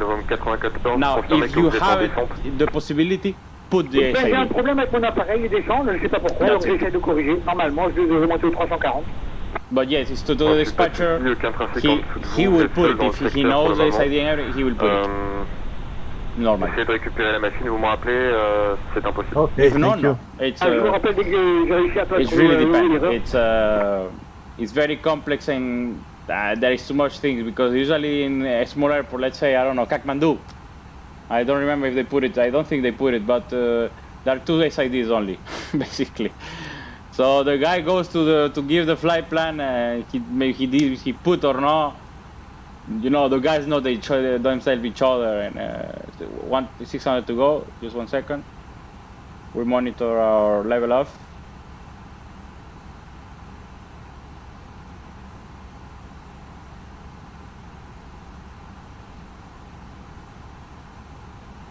Michael Star Al Cruz. Okay, now Takeoff below. Okay. And so here I will mix more or less my duties, because I copy the actives that's from the second officer. He takes new wings. I check my systems. 134 décimales 475. Calculate this way is easier. I'll go with the bottom hold. I check the system overall if there is no maybe something that could look weird. Hydraulic, fuel wise. 22, everybody's 22 degrees. It's fine for you. If it's too cold, let me know. I will put it hotter for you. Okay. Flight controls, everything's good. Here, I go to my flight plan. Okay. I'll show you for this guy here.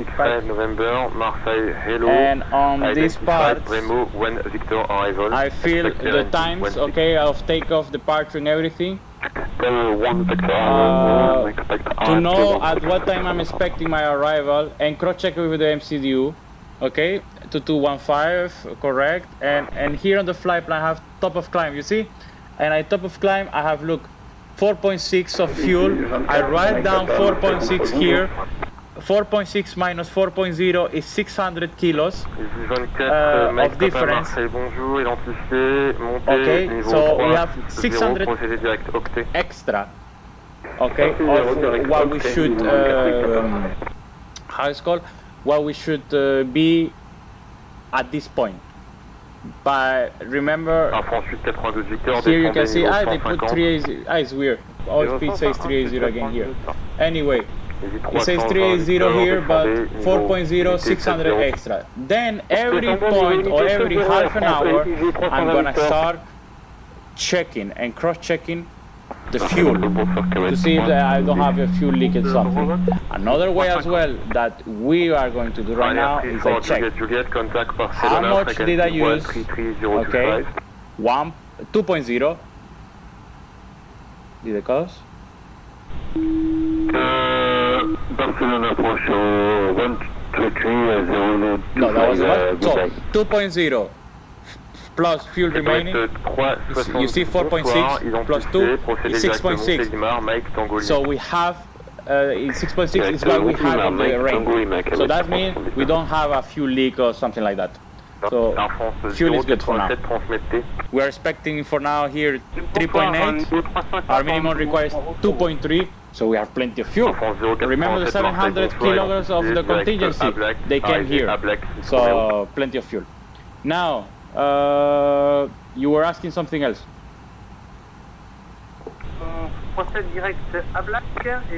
Hello? Oh, yeah. Yeah, someone else asked something. Somebody was asking something and I stopped because I had to do this. And just 1 second. Marco.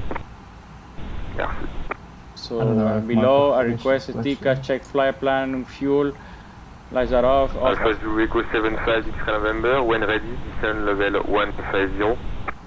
Question, when working with the EFB on an aircraft CDU, at the same time, how you prevent different entry errors, avoiding correction of 0.2 tons and change to 100.2 tons as I needed in the past. Okay, I don't understand about the aircraft CDU and the EFB. If his Nathan is in the channel, will you be so kind to mute him because I don't understand his question.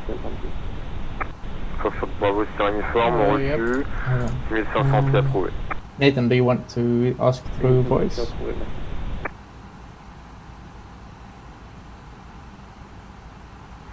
En France 42 Zulu Papa, contactez Bastia Tour, fréquence 118,0. Bastia Tour 118,0 France 42 Zulu Papa, Bastia Tour. Merci. Why were he right? Yeah, and in the meantime, the question about that. A few incident in aviations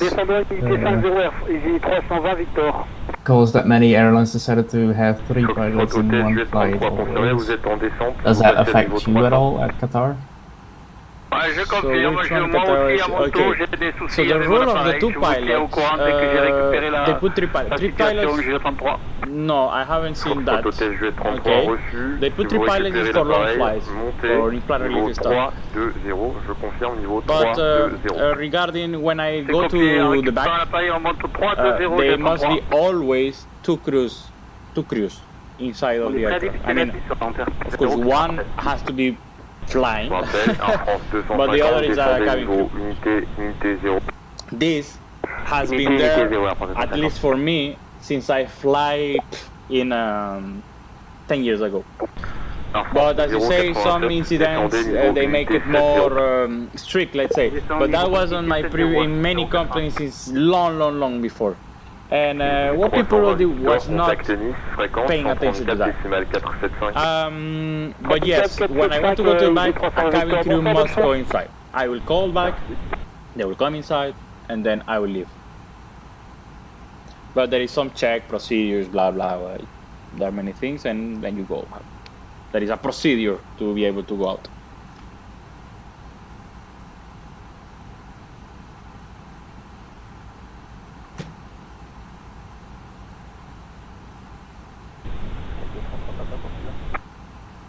Kafka 233 Bravo, je confirme, autorisé à approcher RNP 16.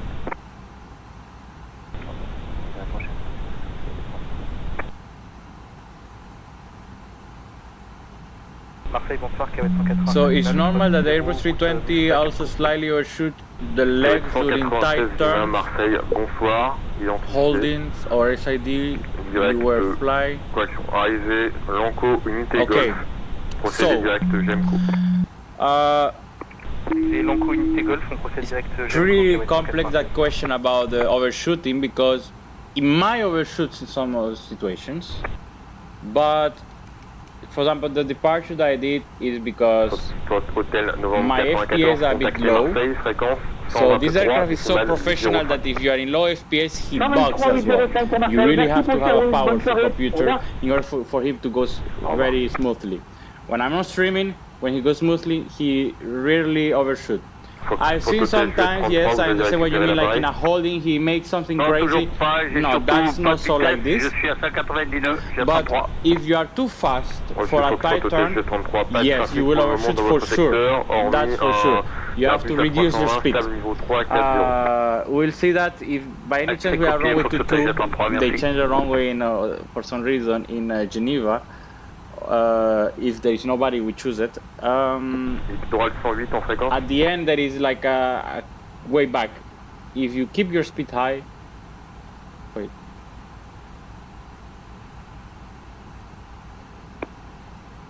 Confirm you are calling Qatari 26 Delta?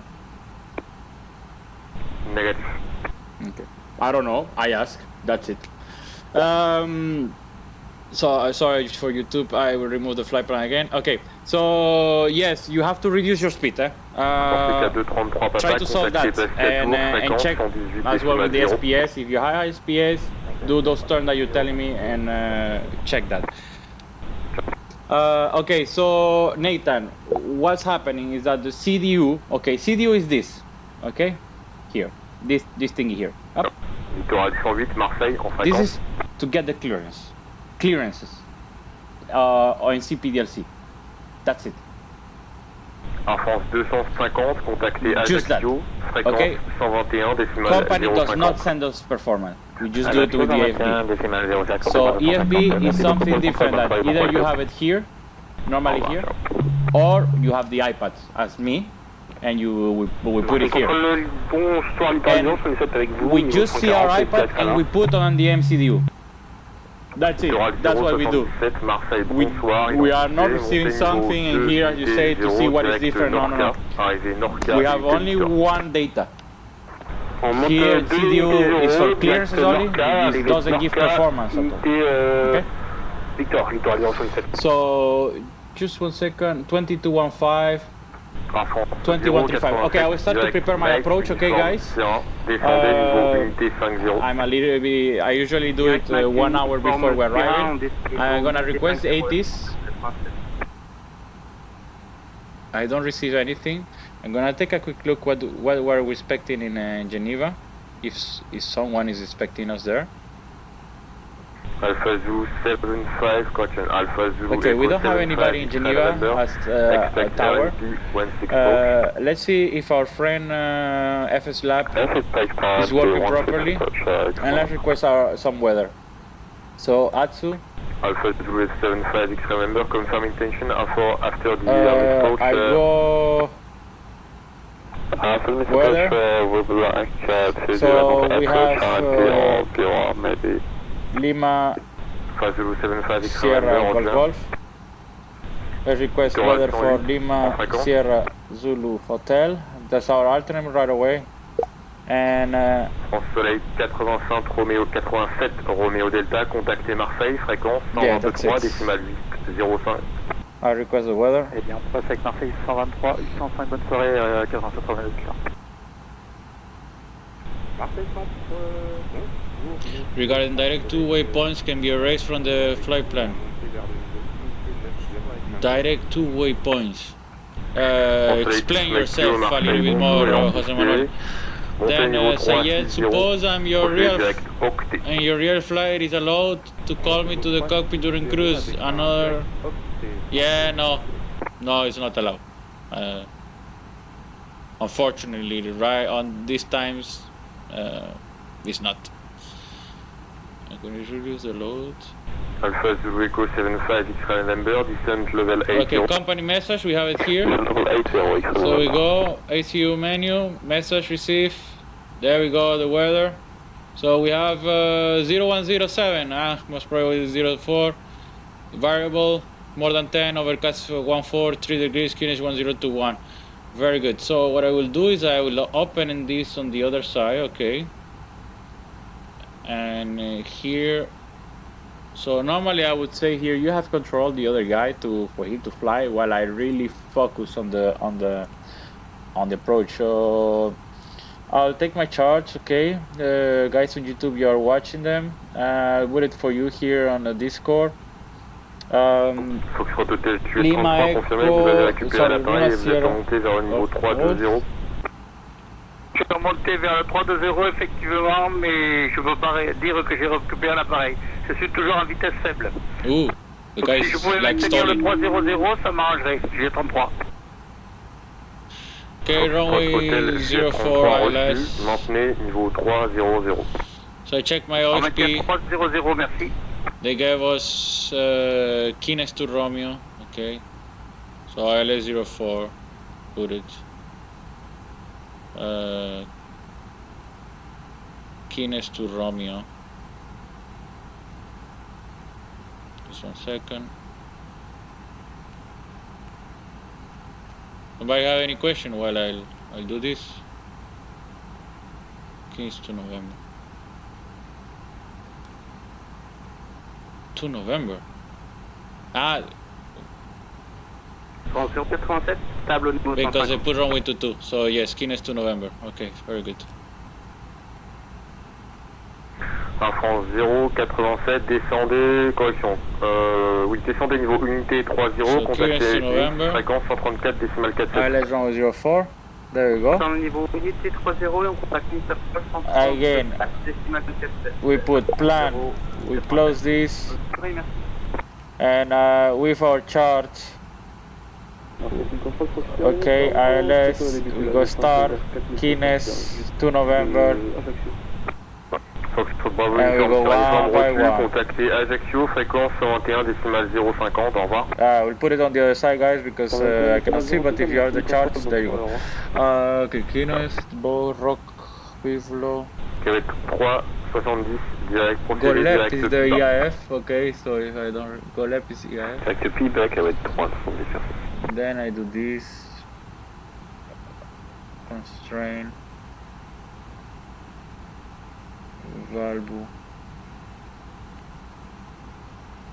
110, 25, Python, then is vectors, and then we go to ILS approach,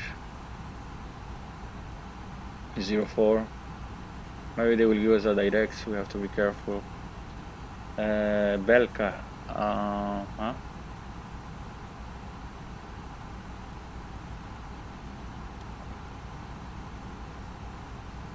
Belka, I see Belka with 6,000. Pass. Very good. Alpha Zulu 75, Check the VR. They go around. It's fine. Right nav. Right nav is good. 5, clear the RMP 16 approach. It's Golf Victor Alpha is our first reference, and Sierra Papa Romeo our second one.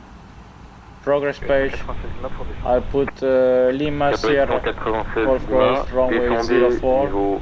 Unité 50, Okay, for my reference niveau descent. 350. Okay, 79 I'm in cruise. I will be descending with 79 340 noise too fast. I will put 78 and 280. I want to be more conservative because this FS lab and the FPS are very low. It will be difficult to control. Weather. So here, that's why I put it here. So we have QNH 1021. Temperature is 3 degrees. And the wind 0107. Minimum, we go here. Minimum is what? 1617. 1617. Jet 32 Whisky, Go Marseille, around. bonjour, identifié. So, Arrivé Nizar 6 Romeo, direct Traffic reduction 1000 feet above, 2420. Direct en fou, arrivé. Go around 97,000 feet. And engine acceleration, I have to check my charts. Okay, just one sec. The other ones. Geneva, I think is a no. We cannot perform. In case of we lose an engine failure, we have an engine failure, so we cannot perform the mid-semis approach due to performance. So yeah, the correct is no. So I'll put what's in my.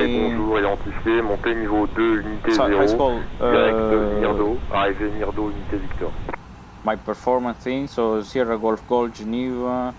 Runway 04. Direction Nirdo, monte le niveau 210, l'arrivée Nirdo, unité Victor 361. Merci. So on our data here on IFB, I have the engine ID, acceleration altitude, in case of we lose an engine, so it's 3,400. Quebec, Français 10 mec kilo pour séparation, tournez à droite, cap 3. Fuel wise, we are fine, 1.9 at destination, no, it should be 2.3, I'll put it here. Français 10 mec kilo, you see we have 2 ton extra, we have 6 so much fuel, I don't know what's happening. Oh, we have the Alps down. You can see the Alps now, a little bit, starting. Okay, secondary, I'll put the runway 22. Dans vos 8 heures. Just in case. 12 nautiques. Okay, no start. Gauche droite, passant le 300. No, actually yes, I'll put the other one. Kines, what's called? Kines to Romeo. There you go. And normally I have performance as well, okay, but here we don't have it, so that's it. I don't put it. I will put it during the approach if they give it the other runway. So I prepare for everything. Prepare for everything. That's it. Here, clack. I will use low auto brake as per my landing calculations that I've done already one time ago. Before I choose the fly, very good traffic here, and I do my briefing. Ready for the briefing. Of course, the other guy cross-check everything, and we do. Okay, so today we're gonna perform then Kines to November, most probably. Sorry. Kines to November, yes, for runway 04. It's based on the chart 10-2 Golf, 26 April 19 is correct. Enough, we need GNSS required that we have not on the base unless clear, okay, that's why we have this. And expect radar vectors to final. So, I won't turn, okay? I will keep them until they tell me. We are gonna do that, vectors then for LS04, 11-1, 18 October 19. We cross-check, will be identify India November Echo, okay, on 110.9, okay, final course is 044, and we overpass VOR, we have to be 3210, okay? They call me? There is a traffic there. Do we see it? Hello. Okay. We are gonna go down with. Did they call me? No. 3.0 degrees down, and minimum is 1617, which is set. And because I go around, it's on the database. We checked in 7,000 go around altitude. Okay. After landing, I really don't know what is our stand position. We have a default scenario, but after that, I will try to vacate right on Bravo. I will vacate on Bravo, okay? And right on Alpha, and then we wait for the NHT's instructions. We need to vacate the runway here. So here there is an important thing. Hotspot on all these parts of the runway. Identified. And that's it. I'll stick it here just in case. Parking stands as well. In case of whatever reason we have ILS runway 22, no problem, we will do it. We set it on the secondary. The minimum is 1565 to cross check, and India Sierra Whiskey is a charge 11-2. 7 August 20. On the same chart for the start is arrival. That's it. Then we land again. I will short brief in case of the change of runway. Terrain, well, there is terrain everywhere. We are on the valley, but we are starting 10,600 is minimum sector altitude from outside, then 7,000 for radar vectors. We have the MRVA here. Chart as a reference, and we follow, okay? In case of any doubt. 6,000 here. On final, we come back AILS. Very good. Now.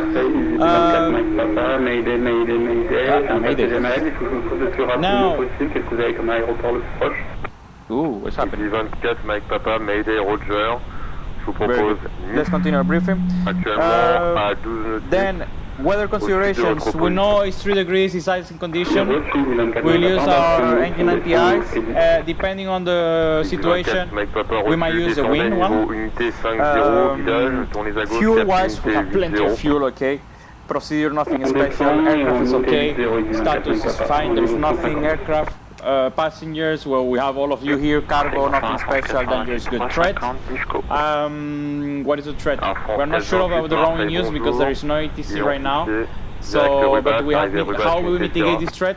We have on the secondary the 22, and on the primary we have 04. So it's the change the runway is no problem. We just activate secondary, and that's it. What else? We might be high, okay. They give us some direct because arrival comes like this, so they can give us some vectors to go straight in. So we mitigate that by descending right now, just after the briefing. What else as a threat? And I think that's it. See if you have any something else, maybe I'm forgetting that I have to be careful. Please let me know. And it's your opportunity. It's real. I mean, it's a real question. If not. I'll request a descent right away. Ryanair 44 Victor Zulu, flight level 370, flagging Cologne. Ryanair 44 Victor Zulu, Marseille Hello, identified. Marseille control, Qatari 26 Delta, request descent. Qatari 26 Delta, contact Swiss radar, frequency 124.225. 124.225, Qatari 26 Delta, bye. 124.225. Easy 24, Mike. Reçu. Easy 24, Mike Papa, dès que possible, confirmé.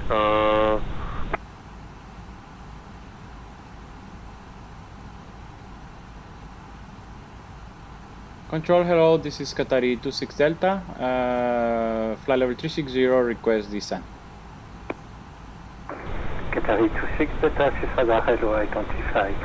Clear 2 November arrival, expect ILS runway 04, descent flight level 180. Kines 2 November arrival, ILS 04, descent flight level 160, confirm for Qatari 26 Delta? Descent flight level 180. Descent flight level 180, Qatari 26 Delta, thank you. So, constrained terrain on his side. I'll use terrain as well on my side, as the weather is not such a risk right now. It is overcast, there is no thunderstorm. We can see the Alps here, and we go down. I use open climb, not descent, because I want to go faster in case of a possible. How do I calculate that? So my MCDU, that's why I put the wrong way, 04, 80 miles, 8 times 3 is 24. I'm 34, so 10,000. Minus the altitude, okay. Which is no, that's not. Minus the altitude, that is 1,400. So we're around 2,000. If they send us right direct right now, we're very high. I won't accept. I'll descend a bit more, and if they tell us to direct, I will say no. I want to stay a little bit more on the arrival, and maybe later on, yes.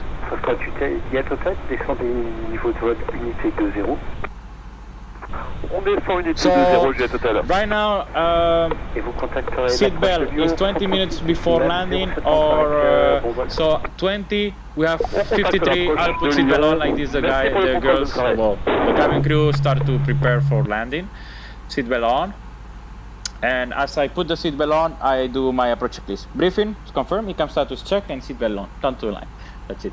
Transition will be A0 most probably. That's it, questions? ATC against my voice terrible mister. Yeah, well, unfortunately that's that is our real life. Let me check if I can do something to avoid that.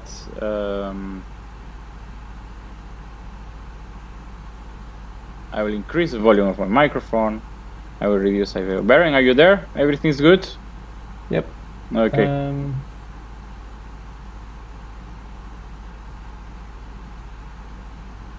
Question. We have a question before we reach 20,000. Yes, we do. Does your autopilot ever come off during cruise? Well, normally no, but when you are seated, what happens sometimes to me, I'm seated, I do something and by mistake I just put the hand down too quickly and I press the red button on my side stick and it goes off. But I say, oh my god, and nothing, you just press again the autopilot, that's it. But yes, but for a big reason like turbulence or something on the Airbus, no, I have never had. If you have stall or something like this, they are saying yes, it will come off, of course. But in theory, no. High speed, there is a protection, so it won't. Yes, it will come off. Just 1 second. I'm in 2,200. Okay, yes. So it will come off. It will. If you exceed something, the autopilot will trip. Okay, yes. But if not, when manually control the why another reason why I will go manual on a cruise and a bust for, let's say we are climbing and or descending and he doesn't level off at 180 for whatever reason, he start to go down, I will right away take control. It's a golden rule. Okay, if the aircraft doesn't do what expected, take control. Use the proper level of automation at all times. So then it will be too late if you start playing with the FCU. If you have a boost, for example, in RVSM, you cannot overshoot 150. So you nothing autopilot off. I go down to level off, and then I put autopilot again. You have to take control. You are flying the aircraft is not flying you. So that's why it's very funny when the aircraft is doing something weird, but you are flying the aircraft. So, well, autopilot off, take control, put wherever you want, and then figure out what's happening with the autopilot. Very good. I will try to, because we are late and save maybe 5 minutes, I will try to go faster down. So I put the speed brake. Okay, I will increase the speed. And look, I have 50 miles here. 50 plus 3 is 15. Minus 1.4, I'm very high. I'll do this. I'll go 300 knots down. I cannot go more than 5,000 feet per minute, okay, as per company procedures, let's say, in passenger comfort, okay, to not if you feel sick. Let's go down, yes, 3,000, very good. I go to performance. So I need to be, it's 2,000, so 2,000, now I'm 20,000, I'm 40 plus 10, I will request a direct. 230, we are the now you can do it. Requesting Alpha to... He talked to somebody, I wait for his answer.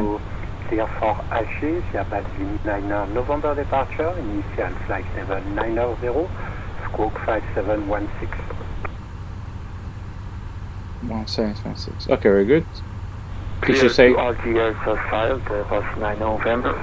Initial climbing 9,000 come on, quickly. Okay, 20,000 feet, guys. Sterile cockpit. 5716 for Austrian 230. Back. There you go. Austrian 230, great back correct. Sorry, flight deck, actually. Right now we are ready to engine stop. Australian 230, pushing start approve, facing east. Clear to pushing start, facing east. Oh, look, the mountain here. My God. Approach, sorry, control Qatari 26 Delta, any possible direct or vector for LS04? Yes, it's possible. Qatari 26 Delta, proceed direct Piton. Say again, position please. Proceed direct Piton, Papa India Tango Oscar Mike.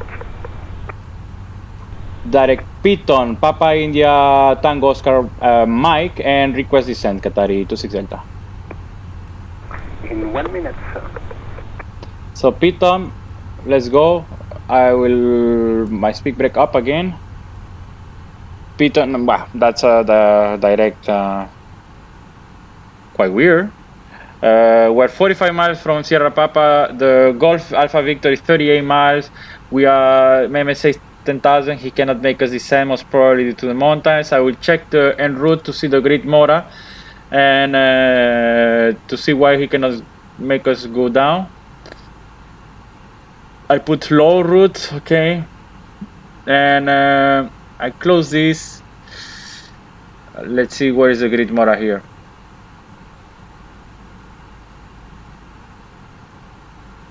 Oh, it's quite difficult to see on this situation, but here we have an airway. 164, it's okay, he can, well, yes, 170, he wouldn't descend us so much. 140, very good, now I can do. Descend flight level 140, Qatari 26 Delta. Very good, 140, open descend, let's go down. Very good, he's following his MRVAs and everything, perfect. And 250 below flight level 100, very good. We're gonna do that. We're not gonna request higher. So I go down as fast as I can, okay. He sent me direct piton. I for sure will do this to Golf 506. This is a situation that you were telling. If I keep the speed of 250, I will for sure overshoot this. Well, not for sure, but I will go a bit out of the thing. Now we have headwind, but if you have tailwind, for example, you for sure you go out. Now the situation, what I will do is I reduce before I reach piton, fly 220 as it says on the charts, because there are some speed constraint due to traffic, and then it won't overshoot basically. So my charts, I've read this of course before coming, and this is very important information that you have to read all the times when you go.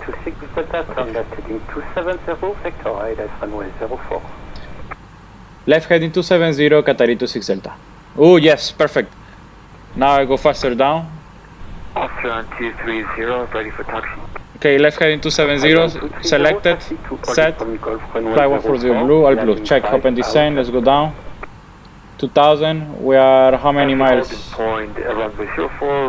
will give us 20 miles plus 10, 30. We are still a bit high, but we are leveling off.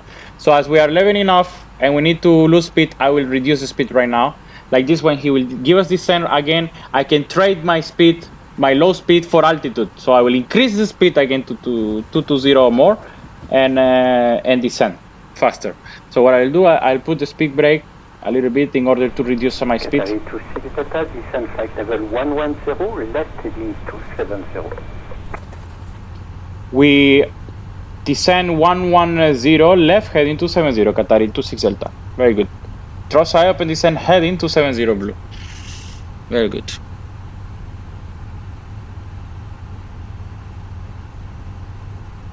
So I'll put the charge right away. As he's giving me vectors for ILS runway 04, I will sequence the flight plan right away. I don't think we will go to this point Golf. If we do, well, we put it again. So Belka, inbound course is 044, sorry, radial in, so 244. 224, sorry. There we go. Insert, pull heading. There you go. Perfect. I'll reduce my speed. Now I'll start to plan for my arrival. While quite high, I'll Qatari 26 Delta, descend flight level 900. Descend flight level 900, Qatari 26 Delta. Flight level 900. I put my speed 230. Again. There you go. We are going down. 225. I'll put tac tac. So performance, activate approach phase. 10,000 checks, we'll do them. 13, we are not yet 10,000 because it's 114, but let's do it. We are busy, we are only one. So I do it, tac, tac, tac, tac. Constraint, LS. We confirm it's ILS runway 04 here. ILS runway 04 is correct. We do have GPS primary and accuracy is high with the RadNav. Identify both of them, Golf Victor Alpha and Sierra Papa Papa. Go performance, and I call the cabin crew. Berend, cabin is ready. I go normally here. Already. Cabin is ready and secure. Cabin in galley secure for landing. Thank you. Temperature is 3 degrees. Very good. Let's go down. So I am calculating 10 plus 5, that 15 of course, and we got a descent from Belka of 15 miles. So I have 10 plus 5, 15, 30, 30. I'm already 1 plus 10,000 feet. I'm already on a speed, and a good speed. That's it. I'm on profile. I'm on profile. I'll retract the speed brake. Yeah, I know I'm speaking fast. If you have doubt, you'll ask me after landing. I will answer after landing what I'm doing with my calculation. Okay, if I want to continue going down with the same path, okay, I have 265, well, the half of 26 is 13, 13 is 13,000, 1,300 feet per minute I should descend. I'm doing 1,200, I'm staying above normal, a little bit above 100 feet, but it's there, 1,300, no, my speed is reducing, so I should be fine. I will reduce still the speed a little bit more. I have a cloud here, humidity, I'll put the engine anti-ice. Altitude 6,000 feet, QNH 1022. Descend 6,000 feet, QNH 1022, Qatari 26 Delta. 6,000 feet, 6,000 blue, set QNH 1022, 1022 set. Passing 10,000 feet now, check, below the line.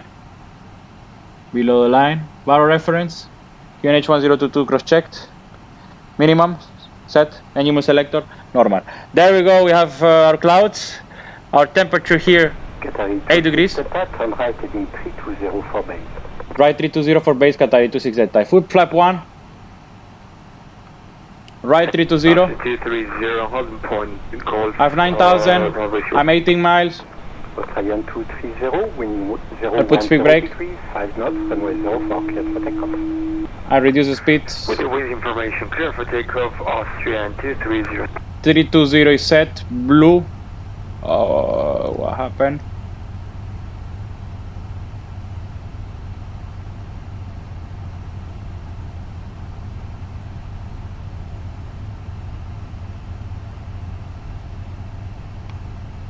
IVAO Delta Echo is identified. Okay, sorry. Okay, so what happened with the Discord? Yeah, fixing. Pack. There you go.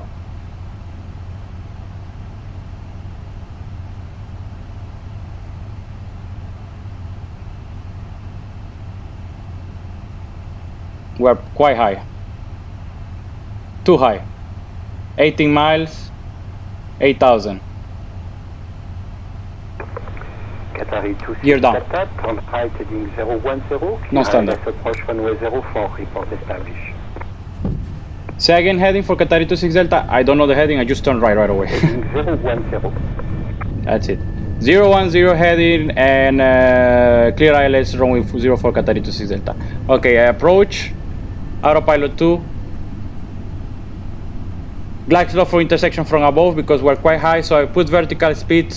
I'll put 2,000 with the gear down. I increase up quickly the altitudes to see we are descending. Glide slope to blue, cut 1, autopilot 1 plus 2. I manage my speed to go to start reducing log star. There comes the glide slope. This is, we shouldn't do I mean, it happened, that's it, but it's not common. We should come slowly, quietly from below and everything, but well, they give us some vector, directs, I know I could do it. I accept it, but if you're not sure, don't accept that, okay? Just request extra miles on the downwind and then you descend again. Glide slope is set go around altitude, which is 7,000, you remember, very good. And our speed is reducing. So now I remove the speed brake, flap 2, speed check, flap 2, there we go.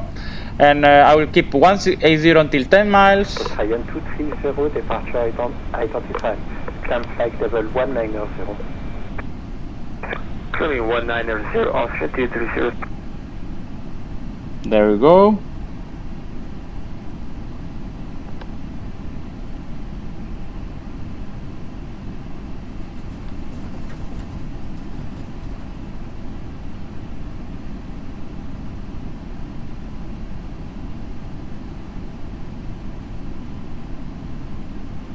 Full establish Qatari 26 Delta. Qatari 26 Delta, number 1, continue approach runway 04, wind 010 degrees, 5 knots. 010 degrees, 5 knots, continue approach Qatari 26 Delta. So the approach, the wind I put here was from the METAR. You remember, my METAR is true heading. Here they ask for magnetic heading. The one that gives the ATC give you is magnetic heading. So that's what you have to put. So I'm flap 2 gear down, because, so be gear down, I arm gear down, arm the spoilers, light on here. Only taxi. Once he clears me to land, I put it on. I have my anti-ice on because of the temperature. Remember, it was 3 degrees. It's still 8. Okay, TAT is 8. Below -10, I have it on. And I will monitor here how it's called? The ice detector is here. The thing. So 10 miles, I start reducing my speeds. Usually, sometimes they ask 160 until 4 or 160 till 5. But on this situation, they didn't say anything. Sometimes it's written on the charts. You have to be very careful. So if it's written on the chart, you do it. That's it. You must do it unless they tell you otherwise. And most of all the airports, they use this. So I do it as per standard in almost everywhere in the world. Like 180 until 10, 160 until 5. So we have to be, as it's 1,400, we have to be stable at 1,000 feet above the aerodrome elevation. So at 2,400, we have to be full configure and stable. And at 1,500, that's mean at 2,900 feet, I will be full configure already with flap and gear down, etc. So I will keep 160. 25. 230, proceed direct Badi. Cat3 dual.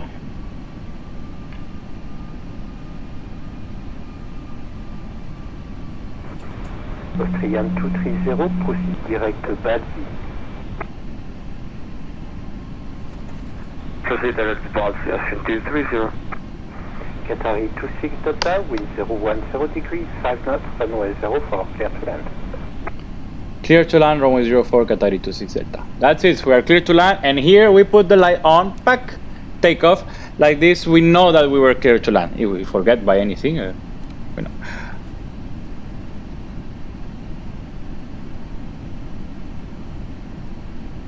So I hope these FPAs will allow me to land, because they are really, really low, plus the clouds and everything. So speed manage, speed check flap 3, flap full, speed check, landing checklist. So cabin secure, auto thrust, speed, auto brake low, landing runway condition is checked, ECAM memo, landing no blue. Landing checklist complete. Runway side. No, I won't put autopilot off yet. Let me see if I can do something here.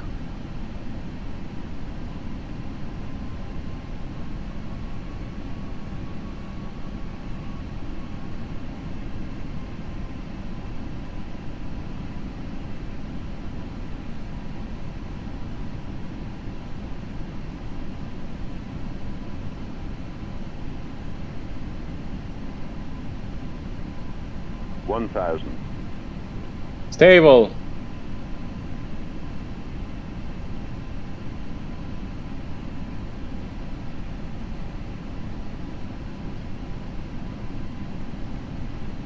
So I put the engine anti-ice off.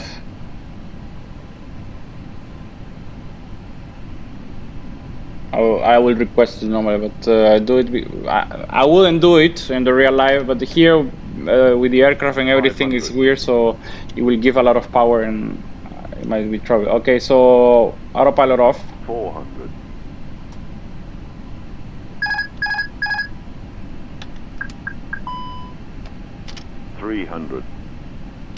Land. 100 above. Check.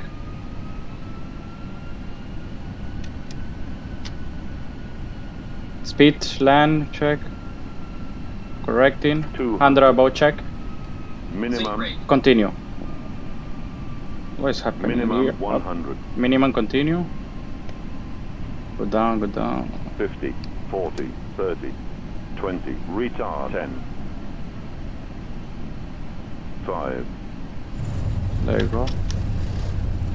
Spoilers. Reverse green. Diesel.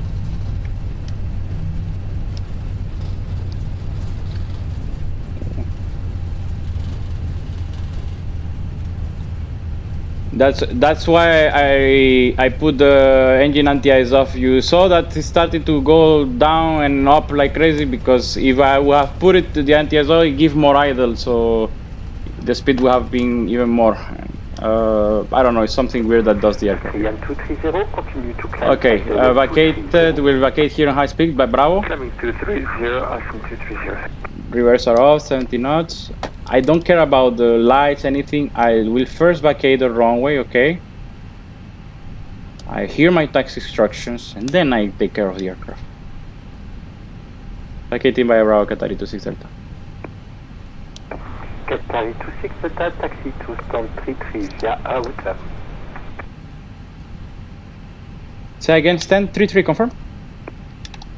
Confirm, stand 33.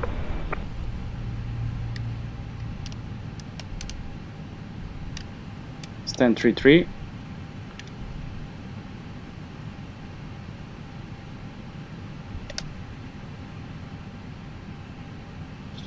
So you see, as I'm only one, it's difficult.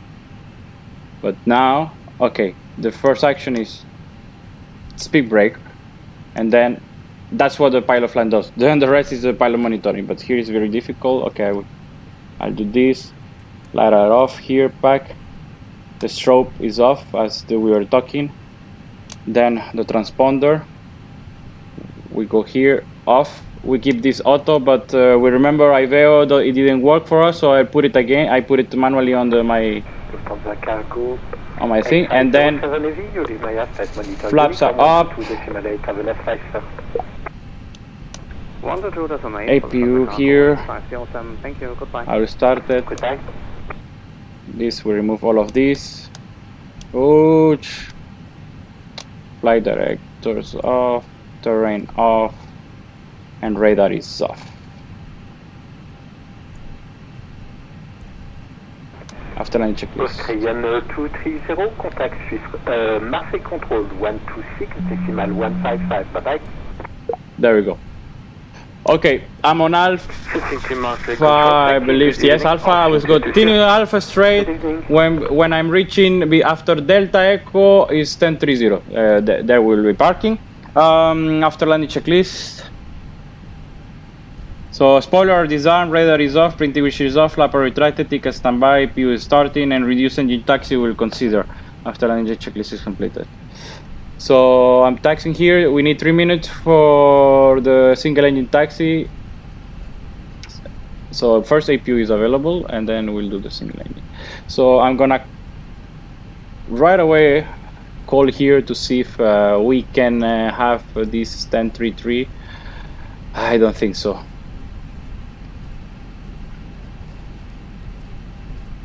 Well, no problem. We'll check late on the approaching to the stand.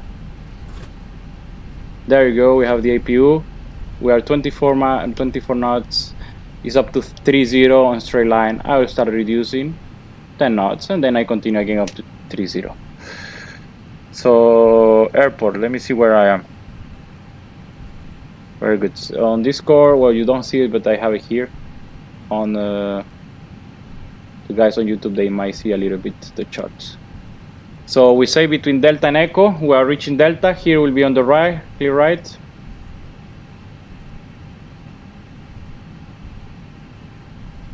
APU is started, everything is good. We go to the 1033. So I think 1033 is not a, I don't know if it's a jetway or something. Do you know, guys? Anybody knows if this 1033 has a jetway? I don't think so. This should be Delta, correct? It's 33 somewhere around here. So south apron, Delta we passed. So this is link 4.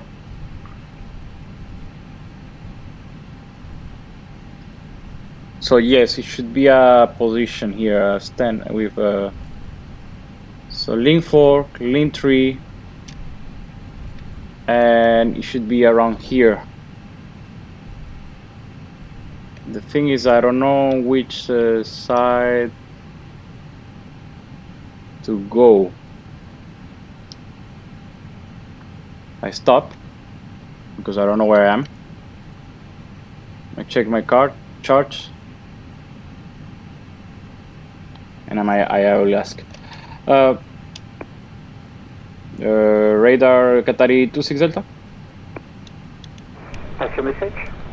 If by any chance you have us on the ground radar, will you know if the next taxiway in our left is the link 3 for stand 33?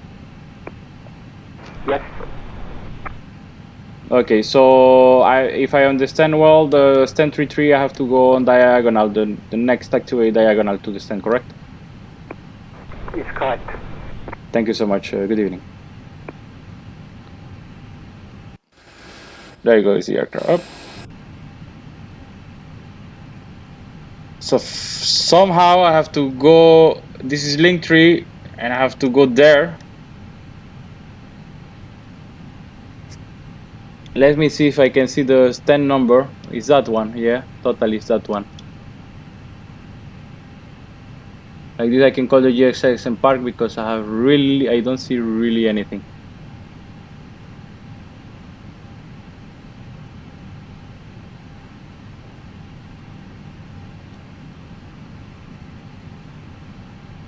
You can talk now, guys. That's it. We finished the flight.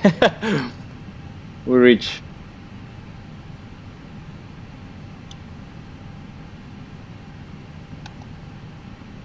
I'll join this one. This has to be.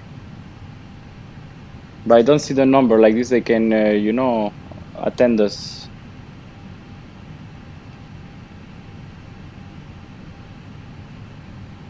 Let's go. Okay, well, that's the stand. Light off. Brake phone on.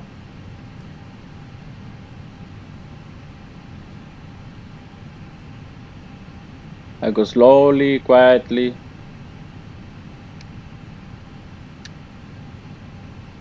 Where is the stand number? They don't have it. Oh my god. Well, anyway, whatever.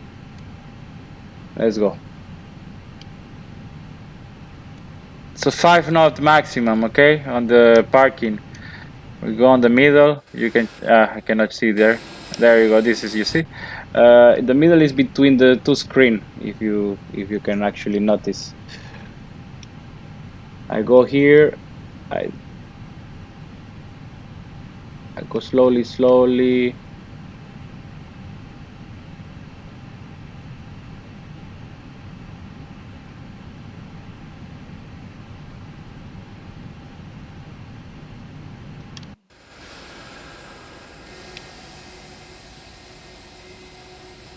And I have to cheat a little bit because I really don't see the apron. There you go. I'll stop there actually. Okay, parking brake set. Okay, now parking brake set. Okay, APU bleed on. Electrical is off because we didn't do single engine taxi. When APU bleed is on, we should done number 1, number 2. There we go. As here, we wait. They're off. They will disarm the slides. Okay. In theory.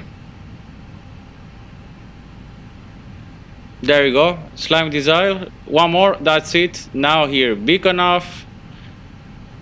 Fuel pump off.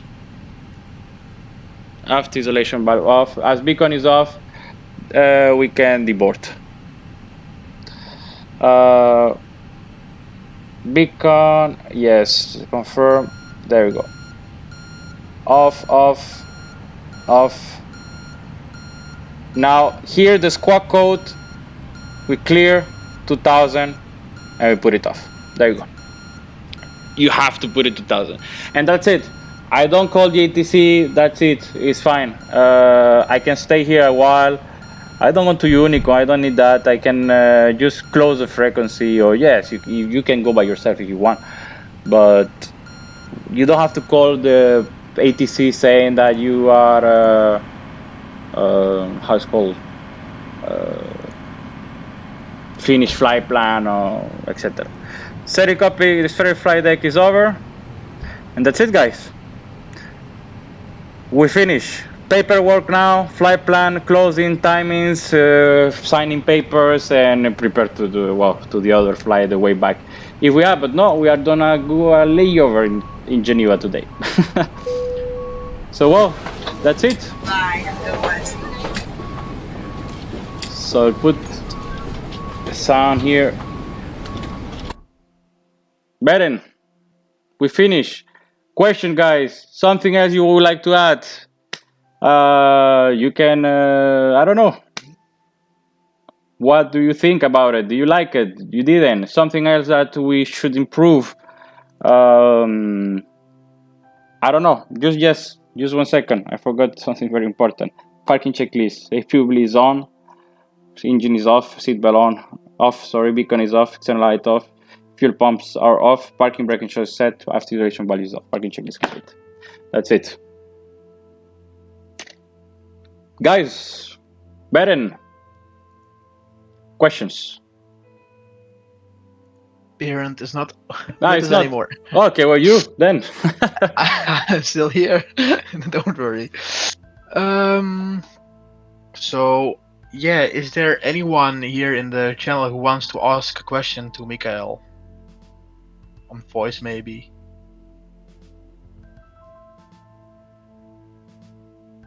Yes, hello. If I can maybe ask a question, Marco again. Go ahead, yes, Marco. So it was very nice. It was very nice listening to and watching you do your stuff. My question is regarding the stuff you said you do after the flight. So the papers and everything. Yes. So when you fly like multiple legs a day, you need to record your times for the logbook. Correct. So how do you do that? Specifically you. Chuck off, chuck on. And it's not specifically me, it's what it's well written basically.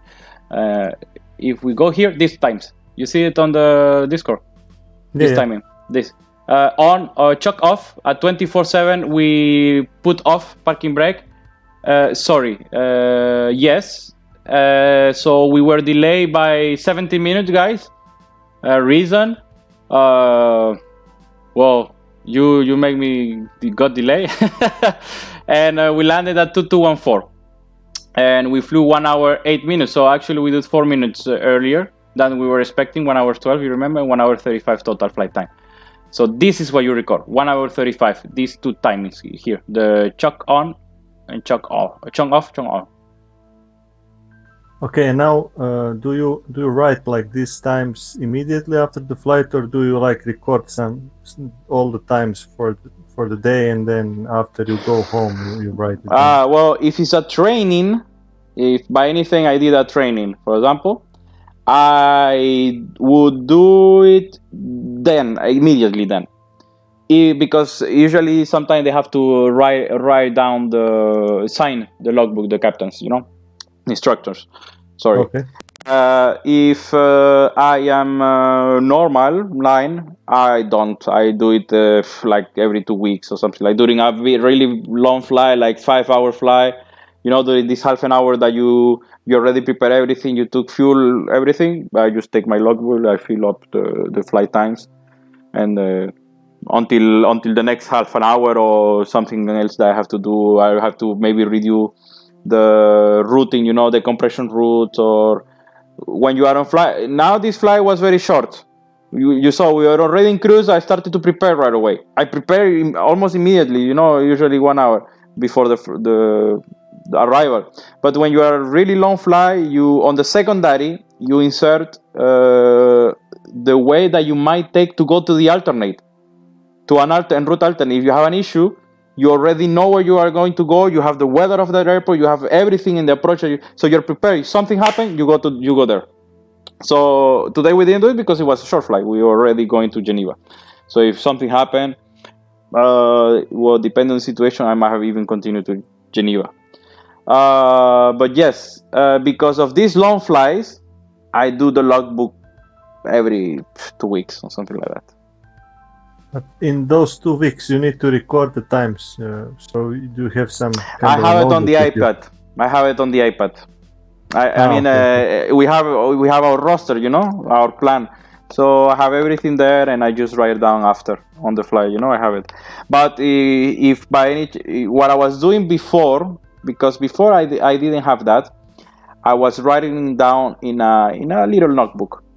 I mean, in a little, you know, notebook, a small book, and I was writing down these 2 timings. I mean, the flight and everything. I mean, like what you need for the logbook, date, from where to where, timings of on and off, and the total time. Then I usually remember if I did night fly, stuff like that. But if not, if you want, you will record. And just in like a draft, you know. And then once you are in fly or everything, you recheck your little notebook and you start to do it properly with the captain and everything.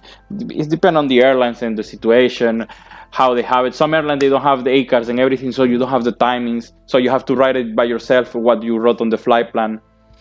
You know, in my first airline, we did it. We were doing it. The timing were the doors closed, door open.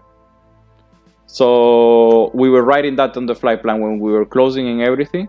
So I was writing what I had on the flight plan. You know, so it depends. I was taking picture of the book that I recorded. I was taking picture of the MCU then in another airline.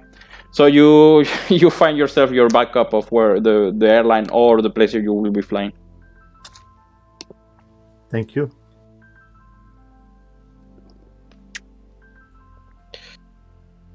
All right. So Anything if else? anyone with a question, please write the dot in the Jumpseat chat channel so we can unmute the microphone. If there are any questions. Or something to say, something that you didn't like. Yeah, also because if someone everybody will say, yes, I liked it. Thank you very much that you like. I really appreciate. But if you didn't like something, really tell me. Maybe I did something wrong, a mistake. How would you have done, for example, the approach difference? Would you have performed the approach in a different way? Would you have kept the star? Would you have asked a direct as well like me? I don't know. Would you have kept the speed brake? Whatever. Well, I can see here a question from someone, and he or she is asking. So let's see. And the last question. Sometime I see that the pilots, while approaching the stand, are shutting down one of the engines. Can you say why they are doing that? Yes. Also, in general, when the pilots are switching fully to the APU. Yes, I was about to do that. It's the single engine taxi. I told you, remember when I told single engine taxi, consider during my checklist. If you know, you will review it on the video. But I wanted to do it, but what happened? I got myself on a situation that I don't know where I am, and that's extra workload. So we keep the engine, and I taxi in. But we do it to save fuel, basically. 3 minutes for engine cool down after landing, and you shut down the engine number 2. You APU available. Shoot down number 2 and you start the hydraulic pump, okay, and you save fuel. If you do it on every fly or every time you can, the airline save a lot of fuel. This one was one fly. Sometimes there are taxis that take up to 15 minutes to get into the stand. Imagine you go to London or stuff like this, you take very long time, and you save a lot of fuel. Imagine in 600 operations, 700 operations per week. Every flight does that. It's ton of fuel a year, and that's why they do it basically. When not to do it? Now the best example. I got lost. I don't know where I was. I stopped. I SATC where I am. I started to park. You know, I didn't want to charge myself. I'm alone on the aircraft. Nobody's helping me to really do it. If I was in this situation, but I had a first software, I would have done it because I would have kept my fly or my taxiing while the other does the single engine taxi. But on this situation, I couldn't. Other, because you are too heavy. Okay, you land with maximum landing weight or near to maximum landing weight. Somewhere where there is a lot of holes, a lot of uphills and stuff. Well, on Prepar 3D5, you don't have these uphills and stuff holes. But on the Microsoft Flight Simulator 20, it is really good, well simulated. Not the Airbus, but if they start doing really good aircraft, you might get stuck if you do single engine taxi. So you have to be careful about that. That's the main reason. So when you don't do single engine taxi, you delay to start the APU to save fuel. Because why would you have basically 3 engines started for no reason? So you started right away the APU because you want to do the single engine. If you are not gonna do it, keep it off until you are close to the stand. That when you reach the stand, you put APU bleed. Actually, now you remember, thank you very much. I have to go inside my aircraft again. I have to put the external power. There you go, and shut down the APU. Passenger are allowed. Why? Noise abatement and fuel saving. Because the airport requires that the APU is maximum 15 minutes after arriving. So that's on the chat. Or 10 minutes, I don't remember. Other question? Yes, we have a follow-up question about this topic. If you can or if you cannot do a single engine taxi before takeoff. So if you can or you cannot. That depends on the airline. On one of my airlines, when I flew, we were doing it, okay? It was a procedure because taxiing, it was in Istanbul, okay, in Turkey. Sabiha Gökçen, Ankara not so much, but Sabiha Gökçen, the old airport of Ataturk, for departure, there are very long, very long taxis. So we were doing a single engine taxi out, okay? On my operation right now, we don't do it because it's not felt necessary as the departure are quite quick. And the other thing is that they don't consider that you will, for our operation, you will be saving as much as if you do it taxiing. And safety concern as well. Why? Safety and let's say maintenance a little bit. Why? Because when you start the engine, you have to consider a warm-up period. Like for inbound, it's cool down period. For takeoff, is warm up. If the engines are hot, it's fine. It's maybe 2 minutes depending on the engine. If they are cold or they have long time without a fly, it's 5 minutes. So you have to be really careful on when to start the engine going out. And starting the engine is a procedure that requires your attention. So you are taxiing, the other is paying attention to the engine or if you want to do you will do it later. Okay, you are gonna start the engine. But when you are gonna do that, if there is nobody taxiing out, your taxi will be 10-15 minutes maximum. So what, you are gonna reach the holding point, start the engine and wait 5 minutes, or you will do it during the taxi with maybe you don't know where you are, start the engine, the other is paying attention, you are taxiing, you don't know, you want to pay attention as well because if something happens. So, and Airbus is fine because he has automatic shutdown and everything, but other engines, no, you have to be there watching the start and putting the hand on the master in case of there is a high temperature or something, you put it off. So all of these are what I'm saying. You feel like that during the taxi hour. So plus the 5 minutes and everything, so it's too much. So some airlines, they say no. But other, because the aircraft can do it, Airbus, very long taxi, you are sure that you will take half an hour of taxi and you can see a long queue of aircraft there. And okay, taxi out with one engine.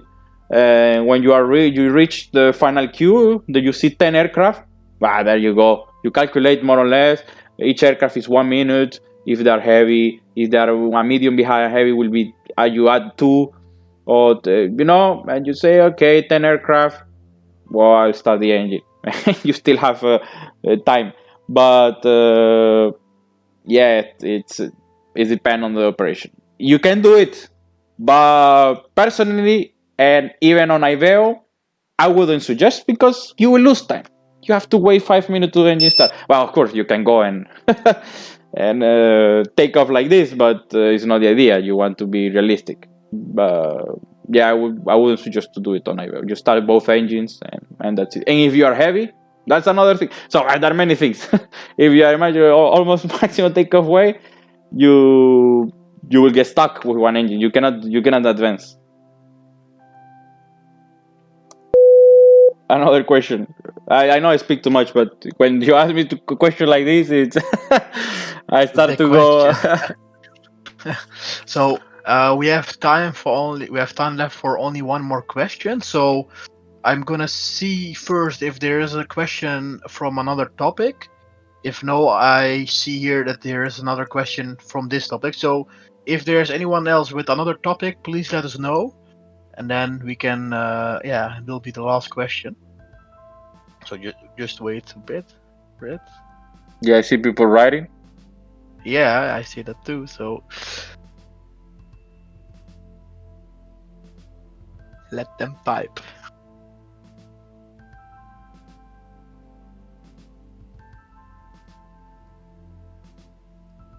Well, with the right rover, you can shoot down. Well, you shoot down both right away like this. Is 1 and 2. You can. I mean, you don't have to wait anything. Push for it now. So yeah, you can 1, 2. For shooting down is no problem. For starting, yes, it's a big problem. So as earlier, Jeppe usually start with a call and dark cockpit in a turn-around configuration. I don't know if it was answered. Yes, Lucas. I say that we usually have this turnaround configuration. You say APU on, or as it is here. As you can see, as I left it here, we receive it like this with AGPU on, and that's it. The other crew put everything off, and that's it. Cold and dark is very, very weird. Very, very weird to find cold and dark on our operation, airline operation at least.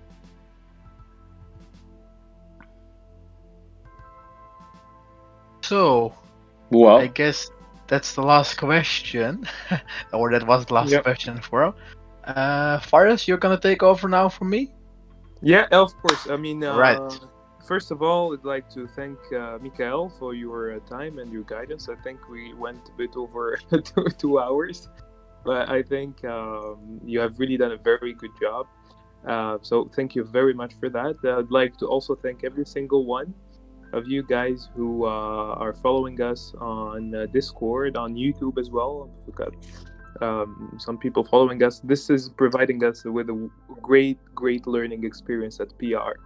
To learn about the streams and how to deliver better material and better videos and better overall IVAO experience in the future. So we'd be hoping to make this a tradition, kind of perhaps on a weekly basis. We'd do our best. We'd hope to make it on weekends so that everyone could attend. We'll keep you posted on social media and Discord. If you have any suggestions at all, if you want to be in Mikael's place and be a streamer as well, you've got experience, by all means, feel free to let us know at pr@ivao.aero or social at ivao.aero or our social media at all, or Discord, wherever you want to reach us. With that, thank you again, everyone, and I wish you a very pleasant evening. Bye-bye.